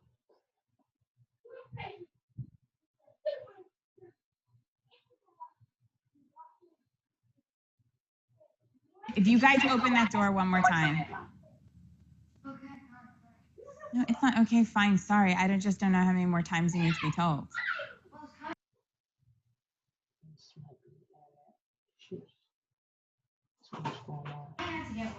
No. There's don't. water in the back. Go get it from the hose. I don't really care. Close the door. The door Any that's of the doors open. that are open that have the TV on. I'm not quite clear. Sorry. We're short on time.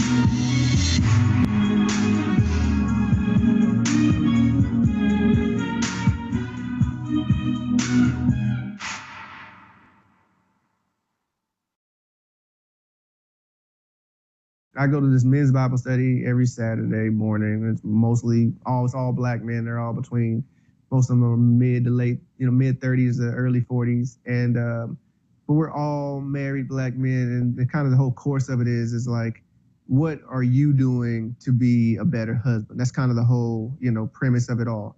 That's not, okay, yeah, wife did this, wife did that. Yes, they all do these things. But like, what are you doing to de-escalate the situations? I can definitely be very passive and, well, then whatever. He's an asshole. Well, yeah, for sure. Absolutely. Like, and it's easy. It's easy to get that way, right? For me, our biggest issues in our relationship were cultural and racial, because I had never experienced people not liking me simply because I wasn't a specific race that intimately. You know what I mean? Like, of course, I already knew what it was growing up in America, but I didn't have to go to those people's houses, and I didn't have to spend holidays with people who just would not speak to me simply because I'm not Cambodian. And so I felt like he should have defended me, but it was his family. So I think that we both went through a really hard time where he felt like, this is my family, and how do you go against your family? And me feeling like, I'm your family, we have a child together, and you need to defend me. When we first got married, we were trying to have babies, he got offered a play, and he left. And I was so angry. I'm like, what? We need to make a baby. We just got married. What are you doing? And then in my raging moment that I was having with myself, when I could hear myself just having this bitch about the whole thing, I thought, stop. That's who you married. You married an artist. You married someone that loves the stage. This is who you, shut up.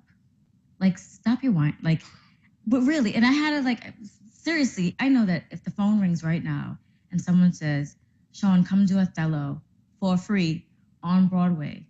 He's like, look, y'all got to figure out how you're going to pay for this. Because I'm going on, you can get that job at Ralph's at the grocery store because I'm out. But I support that. Like, Really? I do. I mean, I do. I mean, I'm not, that puts up my shopping, but yeah, listen, that's who I met.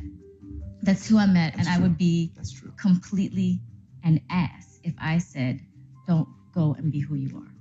Well, the thing is, with a family, I wouldn't do that. You would. No, I would not. He would. He's totally not telling. He would do it for free, and we would figure out how to trim the fat around here. We would be letting go of some stuff. We might have to sleep in the dark for a little while. I would not do it for free. He would do Othello for free. I would not do it. He's not telling the truth. This is about honesty. And I think this is important to say because I really used to hate his presence. Like, there he is again. And I thought he would, bad? yeah. My gosh. Documentary will bring things out of you. And I remember you would always come to me at that point when we were ready to turn things around and say, don't you believe you can revive romance? And I used to be like, once the romance is gone, it's dead and gone. Nope, there's no rekindling it. That's a phase. This is the real deal. Get used to it. This is reality. Grow up, And when we went and when we began to work through our issues, and I began to work on my issues, I began to empathize with his issues, with his background, with his family marinade. Like, when you put a steak in a pan and you marinate that steak and all the spices get into it, right? That's like how it is when you grow up. Like, your family marinates you, your existence, how you are brought up, it marinates you, makes you who you are. And a lot of how he would treat me was as a result of how he was treated. And as that came out through our process of learning each other, I began to empathize with him. So my guard came down, and I was way more patient when I would see those things exhibit in our marriage. When he would frustrate me, or if he was critical, or if he said something, I would say, okay, this is from his marinade. This is something that he's working on. And I was able to work through all those issues.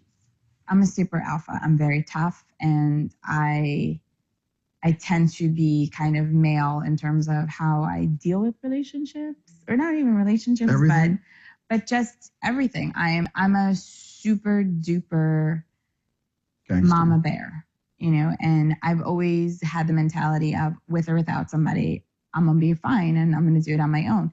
And I think I think women who are married to somebody who's in production or, you know, in the business, and find themselves home alone a lot in carrying that shoulder of being mom and dad when they're gone, and not that they're gone partying, but just that they're holding up their end of the bargain, what this partnership is. You know, I wasn't always very inclusive in the decision, like bringing him into the decision making. It was like, well, this is what I decided. This is what's happening. This is what we're doing. So grab your shit. It's time to go. You know, it was that kind of thing. And for him, I never really heard him. I was not paying attention to him saying, I'm not okay with it. I was like, he'll get over it. We're moving on. He'll get over it. We're moving on. We grew up differently as far as how people interact within the house. I grew up in a very in-your-face, candid household where folks say anything to you, and you just don't really internalize any of it. Yeah, okay, your mama talking to your mama, you know. Yeah, we don't. And That's not how I grew up at all. No, they didn't grow up like that at all. So Not at all. I'll say some stuff, and it sounds straight up South Oak Cliff to her, and she'd be like, "I just can't believe you said that to me," and I'll look at her like, "What do you mean? Are you offended? Yeah, really?"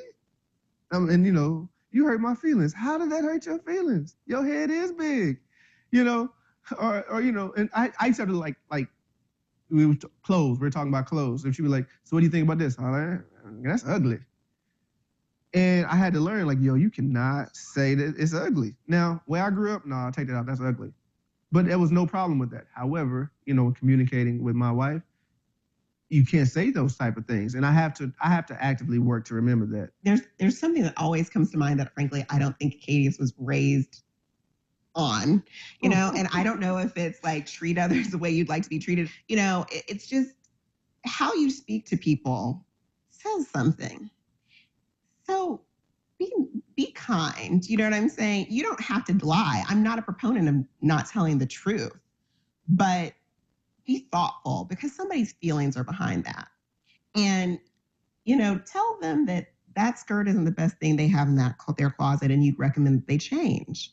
But don't tell them that's ugly and then like you turn away like, okay, next. Like, no, I'm sorry. No, actually, I'm not sorry. Didn't you like have All right, we're back. How was that video quality? Salim was kind of looking at it on the phone. Did the quality of the video come through okay? You could hear it was just delayed with the mouth movements and everything, but you could hear what they were saying. It wasn't a break in the sound. All right. So it looked great over here from my side of things, but yeah, like I said, we have our phone over here too. So I apologize for that. We'll next time around we'll know. See if we can do it a little differently. So what did y'all think about that? Just some reflections on that, because to me, it kind of epitomized a lot of what we were talking about. Anybody have anything noteworthy?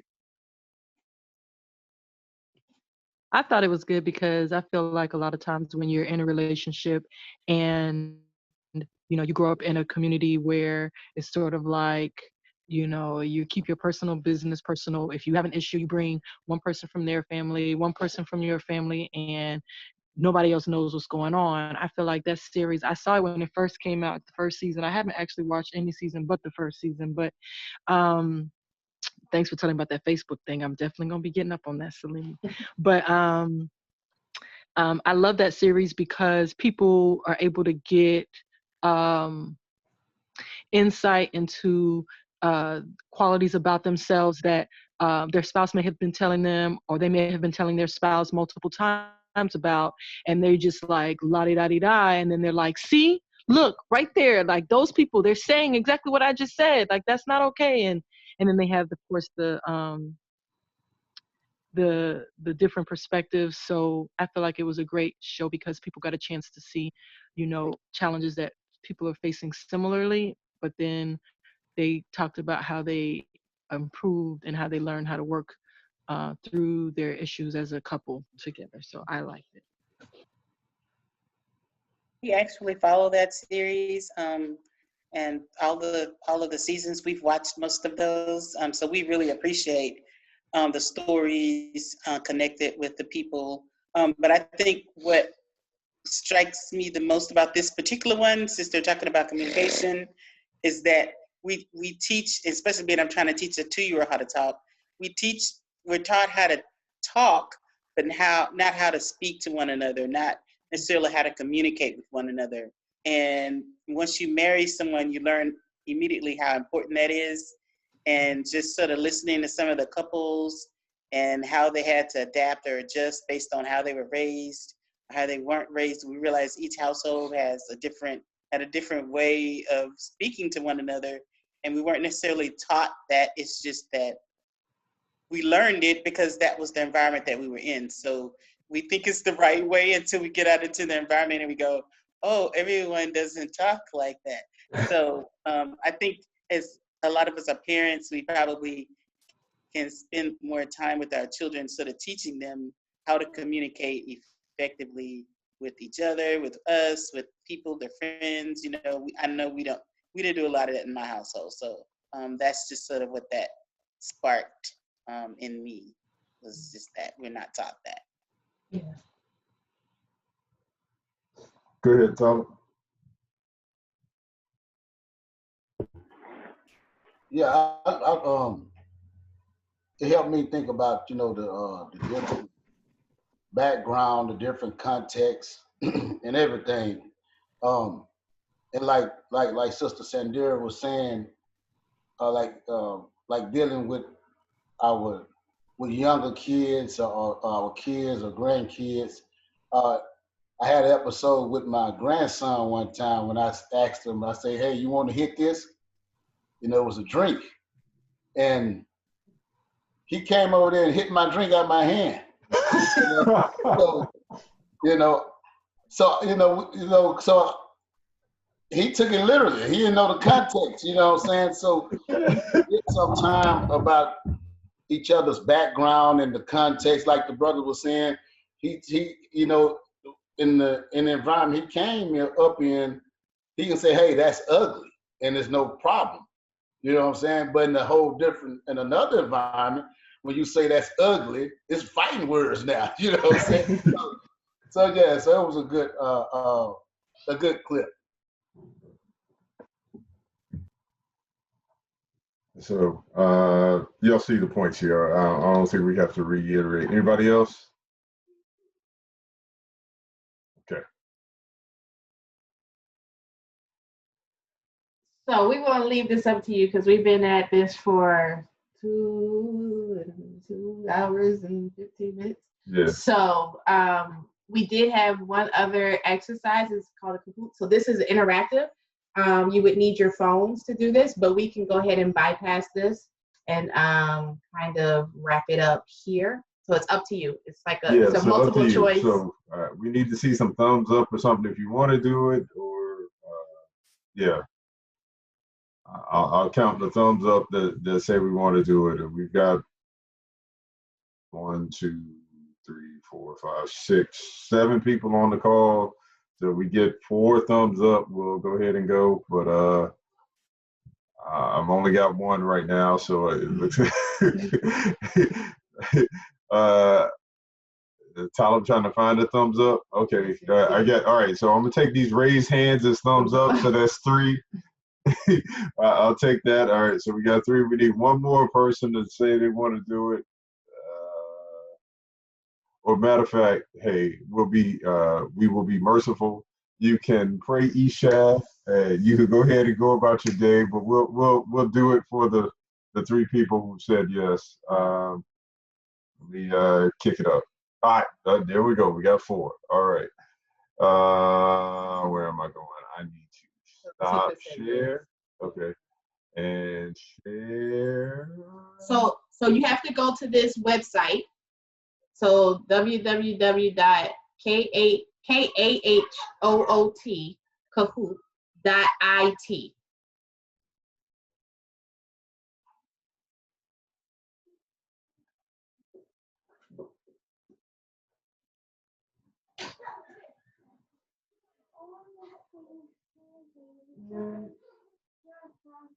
We're almost done, Yusuf.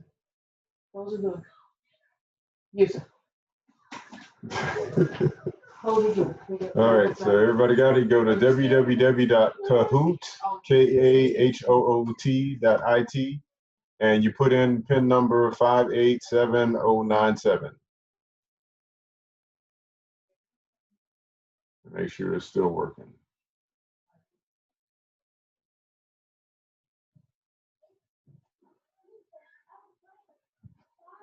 It doesn't matter if he's not comfortable.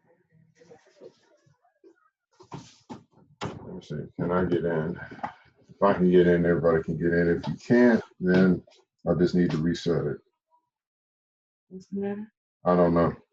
I'm just trying to see. I haven't seen anybody get in yet, so.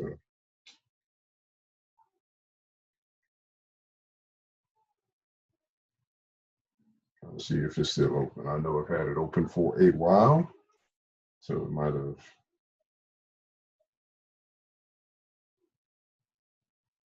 Nope. All right, so let's refresh it. It'll probably give us a new number.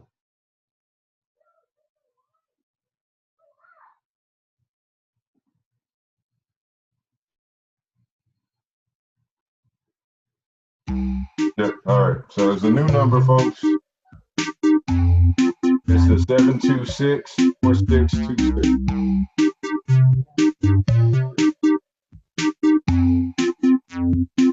Yes.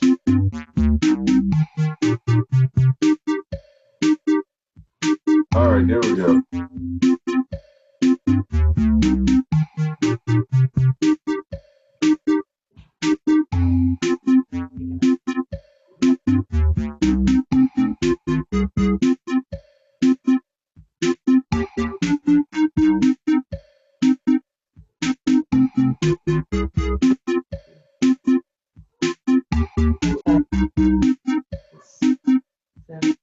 Oh yeah, that's right. You can't see.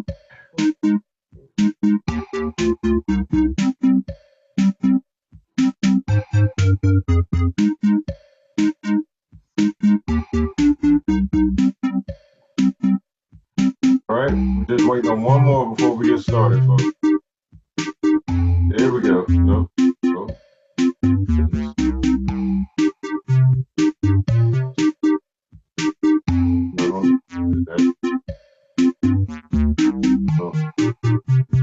Don't miss. I think that's everybody. I think we got more people than we have here. Wait.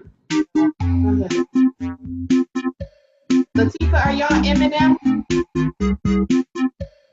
Or which one? What's your name to make sure you're in here too? Just check.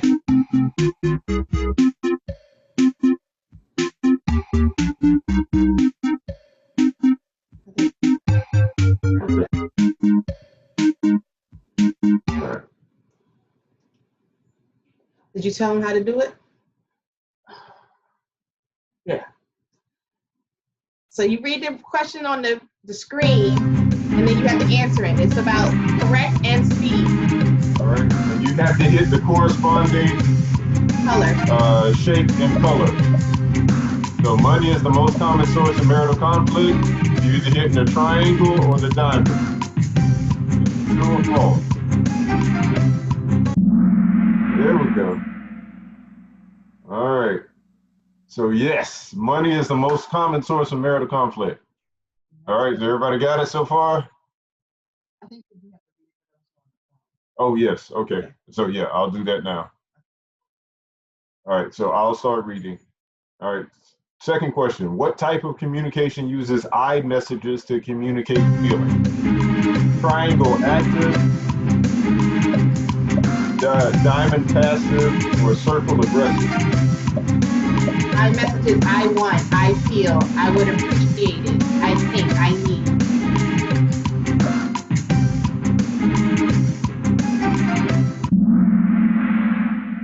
All Yes. right. So active, yes, is iMessages is the active conversation. That's the way, the conversation style that is encouraged the most. So ENF is at the leaderboard. All righty. What is nonverbal communication? Facial expressions and eye contact is triangle, gestures, proximity, and environment is circle. Body language, tone, and appearance is diamond. And eye contact, facial expression, gestures, and posture and distance is the square. Ah, yes, I can. Give me a second.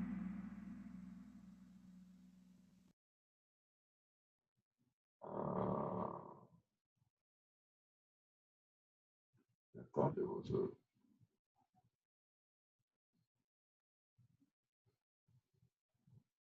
All right. All right, and still in the lead. Let's keep it going. This love language is shown by random acts of kindness, words of affirmation, giving gifts, acts of service, physical touch. Words of affirmation, triangle, giving gifts, circle, acts of service, diamond, physical touch, square.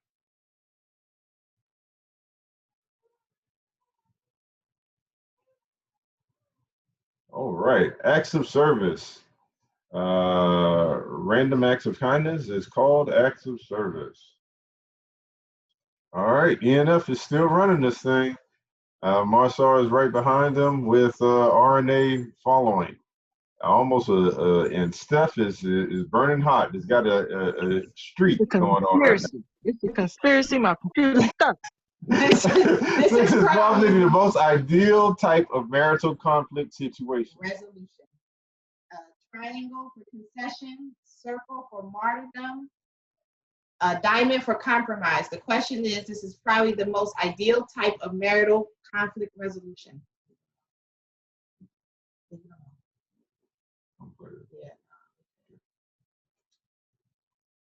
All right, compromise. Everybody got that one right. That is the most ideal. Relationships are all about compromise. All right, Steph is moving up in the world. All right, this love language could be shown by taking your partner out on a date. Red, words of affirmation. Gold, physical touch. Blue, giving gifts. Green, quality time.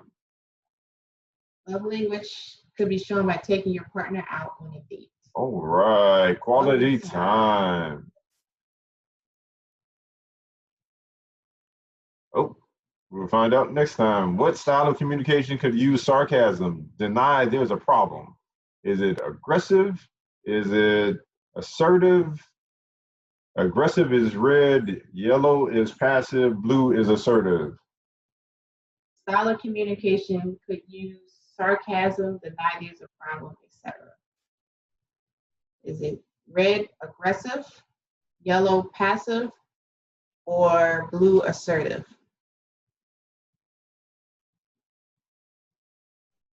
All right, most people got it. It's passive. All right, let's see what the point score is now. All right, we've got a little change. ENF is still running things up at the top, but Steph is on fire. And RA is moving on the lead. Steph still has the highest streak. Let's see what's next. How can you create a healthy relationship with others? Learn to speak non-defensively and validate your partner is red. Gold is use passive-aggressive communication and pretend to listen. Or blue, take dance classes, work on personal health, and drink water. How can you create a healthy relationship with others? Learn to speak non-defensively and validate your partner is correct. All right. Marsar used to be in the lead, and now they're slowing down. And player 3 just hit a streak of 5. The communication skill used the most is writing, red, gold, listening, blue, reading, green, speaking. The communication skill used the most is red, writing, gold, listening, blue, reading, green, speaking. All right, we've dropped a couple of people, but listening is the correct answer. Most people thought communication skill used the most was speaking, but you read, you listen a lot more than you speak. Or at least you should. That's why Allah subhanahu wa ta'ala gave you 2 ears to hear and 1 mouth to talk. You should listen twice as much as you talk. All right. Let's see what the score for it is. Oh, Talib coming from behind. All right, moving it up. Number 10. Children are the most common source of marital conflicts and pulling your hair out. Red, false, blue, true. All right, there you go. False. Money is the most common source of marital conflict, but children are a close second. No, this way.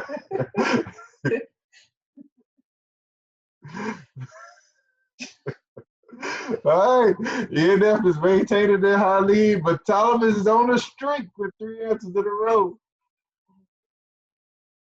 All right, number 11. Active communication is the best type of communication.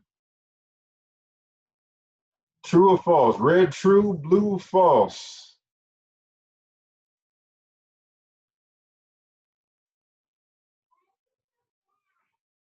All right, true. Active communication is the best type of communication. Oh, Talib extended his streak to 4. He's still burning up. This love language can be shown by giving your partner a homemade gift. Red, active service. Gold, physical touch. Blue, words of affirmation. And green, giving gifts.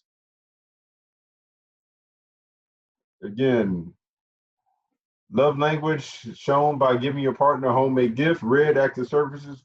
Gold, physical touch. All right. Giving gifts. Everybody got that one right. All right. This love language could be shown through nice notes left on the fridge in the morning. Red, physical touch. Gold, words of affirmation. Blue, giving gifts. Green, acts of service.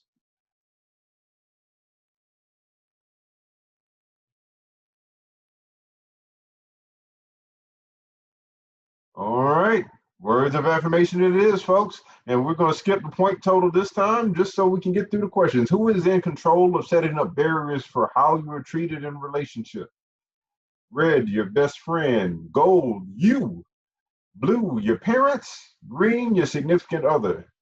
Who is in control of setting up barriers for how you are treated? All right. Everybody got the right answer to that one. You are the you in communication, and you are in charge of how you should be treated. All right. What are the top 3 reasons for divorce? Red, money, communication, kids. Gold, money, love, infidelity. Blue, in-laws, kids, and money. Green, money, infidelity, and communication. Top 3 reasons for divorce. I was about to say, this is all about communication. Communication is probably in the answer, and money, infidelity, and communication is the answer, folks. And let's do a quick, Talib's on his streak, and he's up second.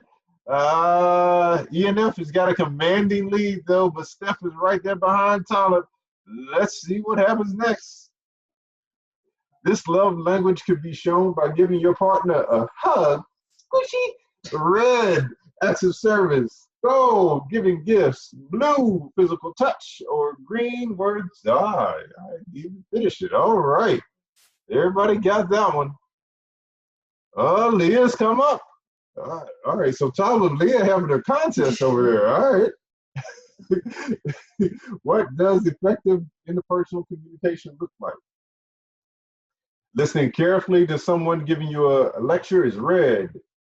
Gold is being impatient with someone and not hearing them out. Blue is ignoring someone talking to you, and green is exchanging of thoughts and beliefs with each other. What does effective interpersonal communication look like? All right, y'all got it. It's the exchanging of thoughts and feelings with each other. It's not just lecturing. It's not just listening to somebody. It's not ignoring somebody. It's a give and take. All right, and with that, Leah's on a streak with 8 straight answers in a row. Last question, folks. With good communication, what would be the outcome of a game? Red, happiness. Gold, sleep good. Blue, a win. Green, all of the above. All of the above is right. With good communication, the outcome of a game is all of the above. A win, sleep good, and everything else. So, Tyler, 15 out of 18. Steph in second place, and number 1 is Dina. I am 2 hours late.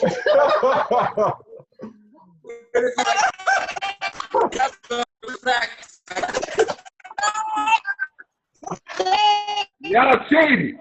Y'all cheated. Really? Y'all came in like 10 minutes late. Y'all cheated. Make the whole class come take the test and get an A. How? Ain't no way we should have got second place. Y'all rigged. No, I want to recount. I want to recount. I thought y'all was banned from the game.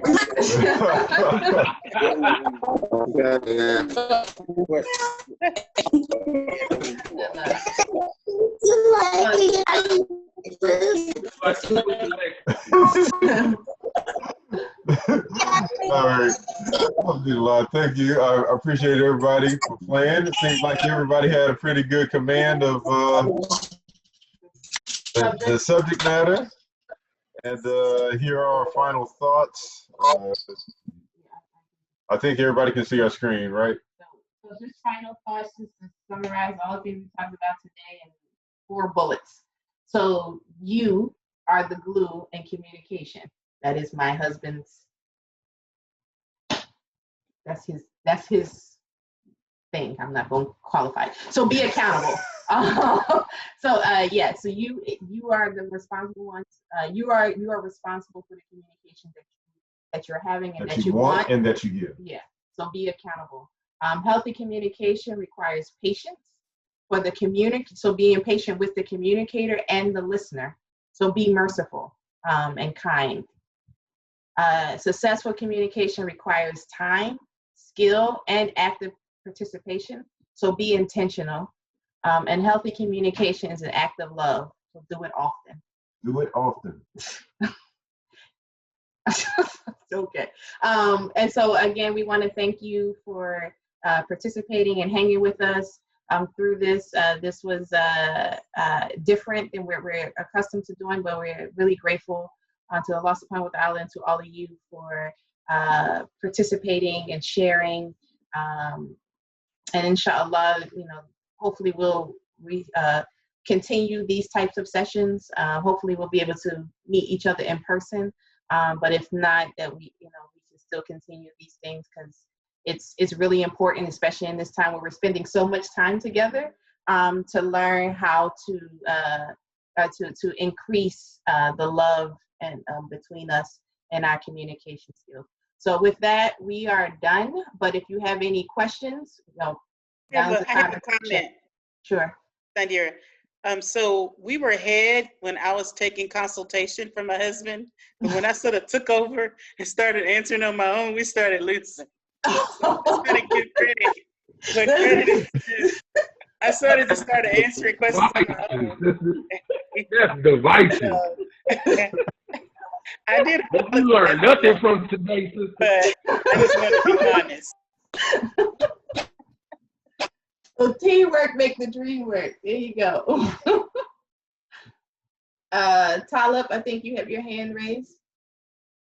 Did you say something? You're still muted right now, but you don't have nothing to say? All right.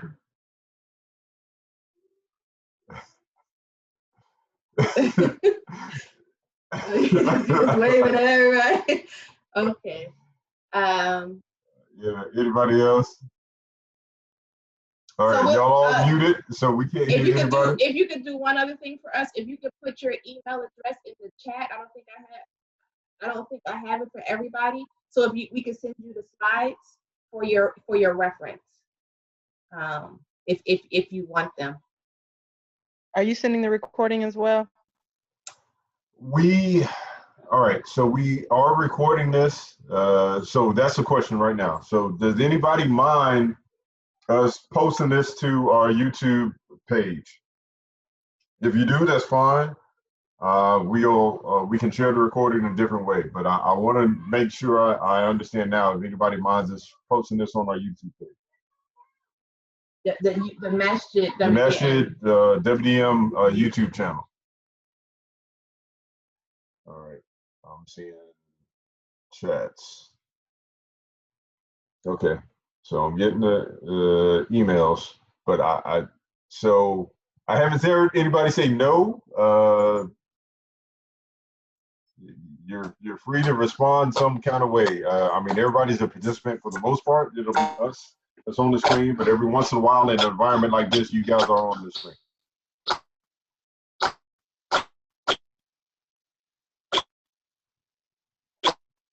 Okay. We can't hear you, Elijah. Yeah, we can't hear you. Your lips, Elijah, but we can't hear you. Yeah, I see your lips moving, bro, but it's like you got your speakers got a short in it.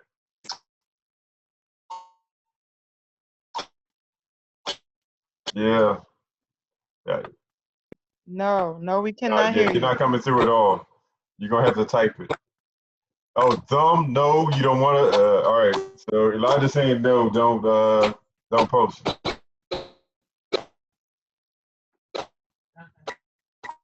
All right. I got one no. Okay. Okay. Anything else? I don't know about sending it out to. So then, yeah, I don't have a really good way because it's a long video of getting it out to you guys another way. We can make it a private YouTube link, but otherwise it'll be a really huge file. Is that what you were saying? The video for no to YouTube? 3 hours. I'm sorry? Were you saying no to YouTube? That's what I understood Elijah to be saying. That he was saying no to YouTube. All right, I'll call Elijah after this. All right, we will send the PowerPoint to everybody who sent their email, and like I said, for the most part, it seems like the consensus is they don't mind, because I only Elijah had a strong opinion one way or the other. Yes, it will show you. That's what I'm saying. Okay, now he's saying yes. It will show you only at the points in which we were having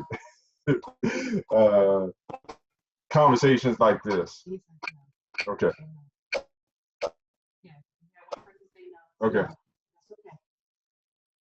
So yeah, we'll share the PowerPoint, but that'll be it. All right. Or if we do post, we will make sure that it does not show anybody else. So that's, if we edit it, that's within our power. All right. Thank you, everybody. I'll see most of y'all at 10 a.m. for weekend school.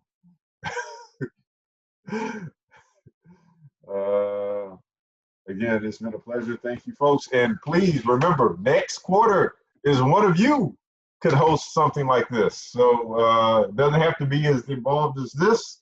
It can be whatever. Inshallah, we can actually see each other and eat together and do all those things we used to do together. at the next one. But please, if you are willing,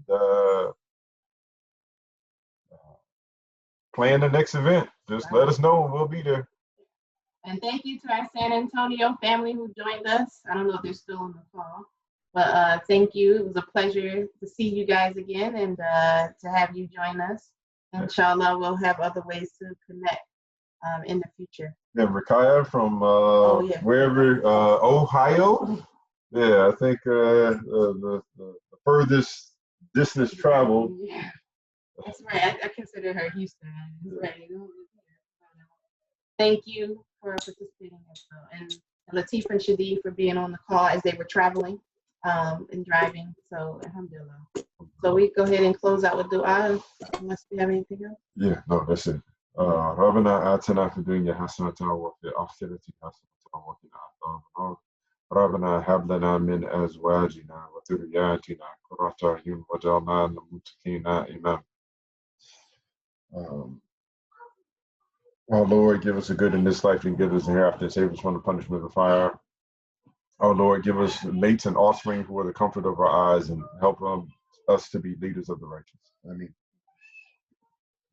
Assalamu alaikum. Good night. Assalamu alaikum. Wa alaikum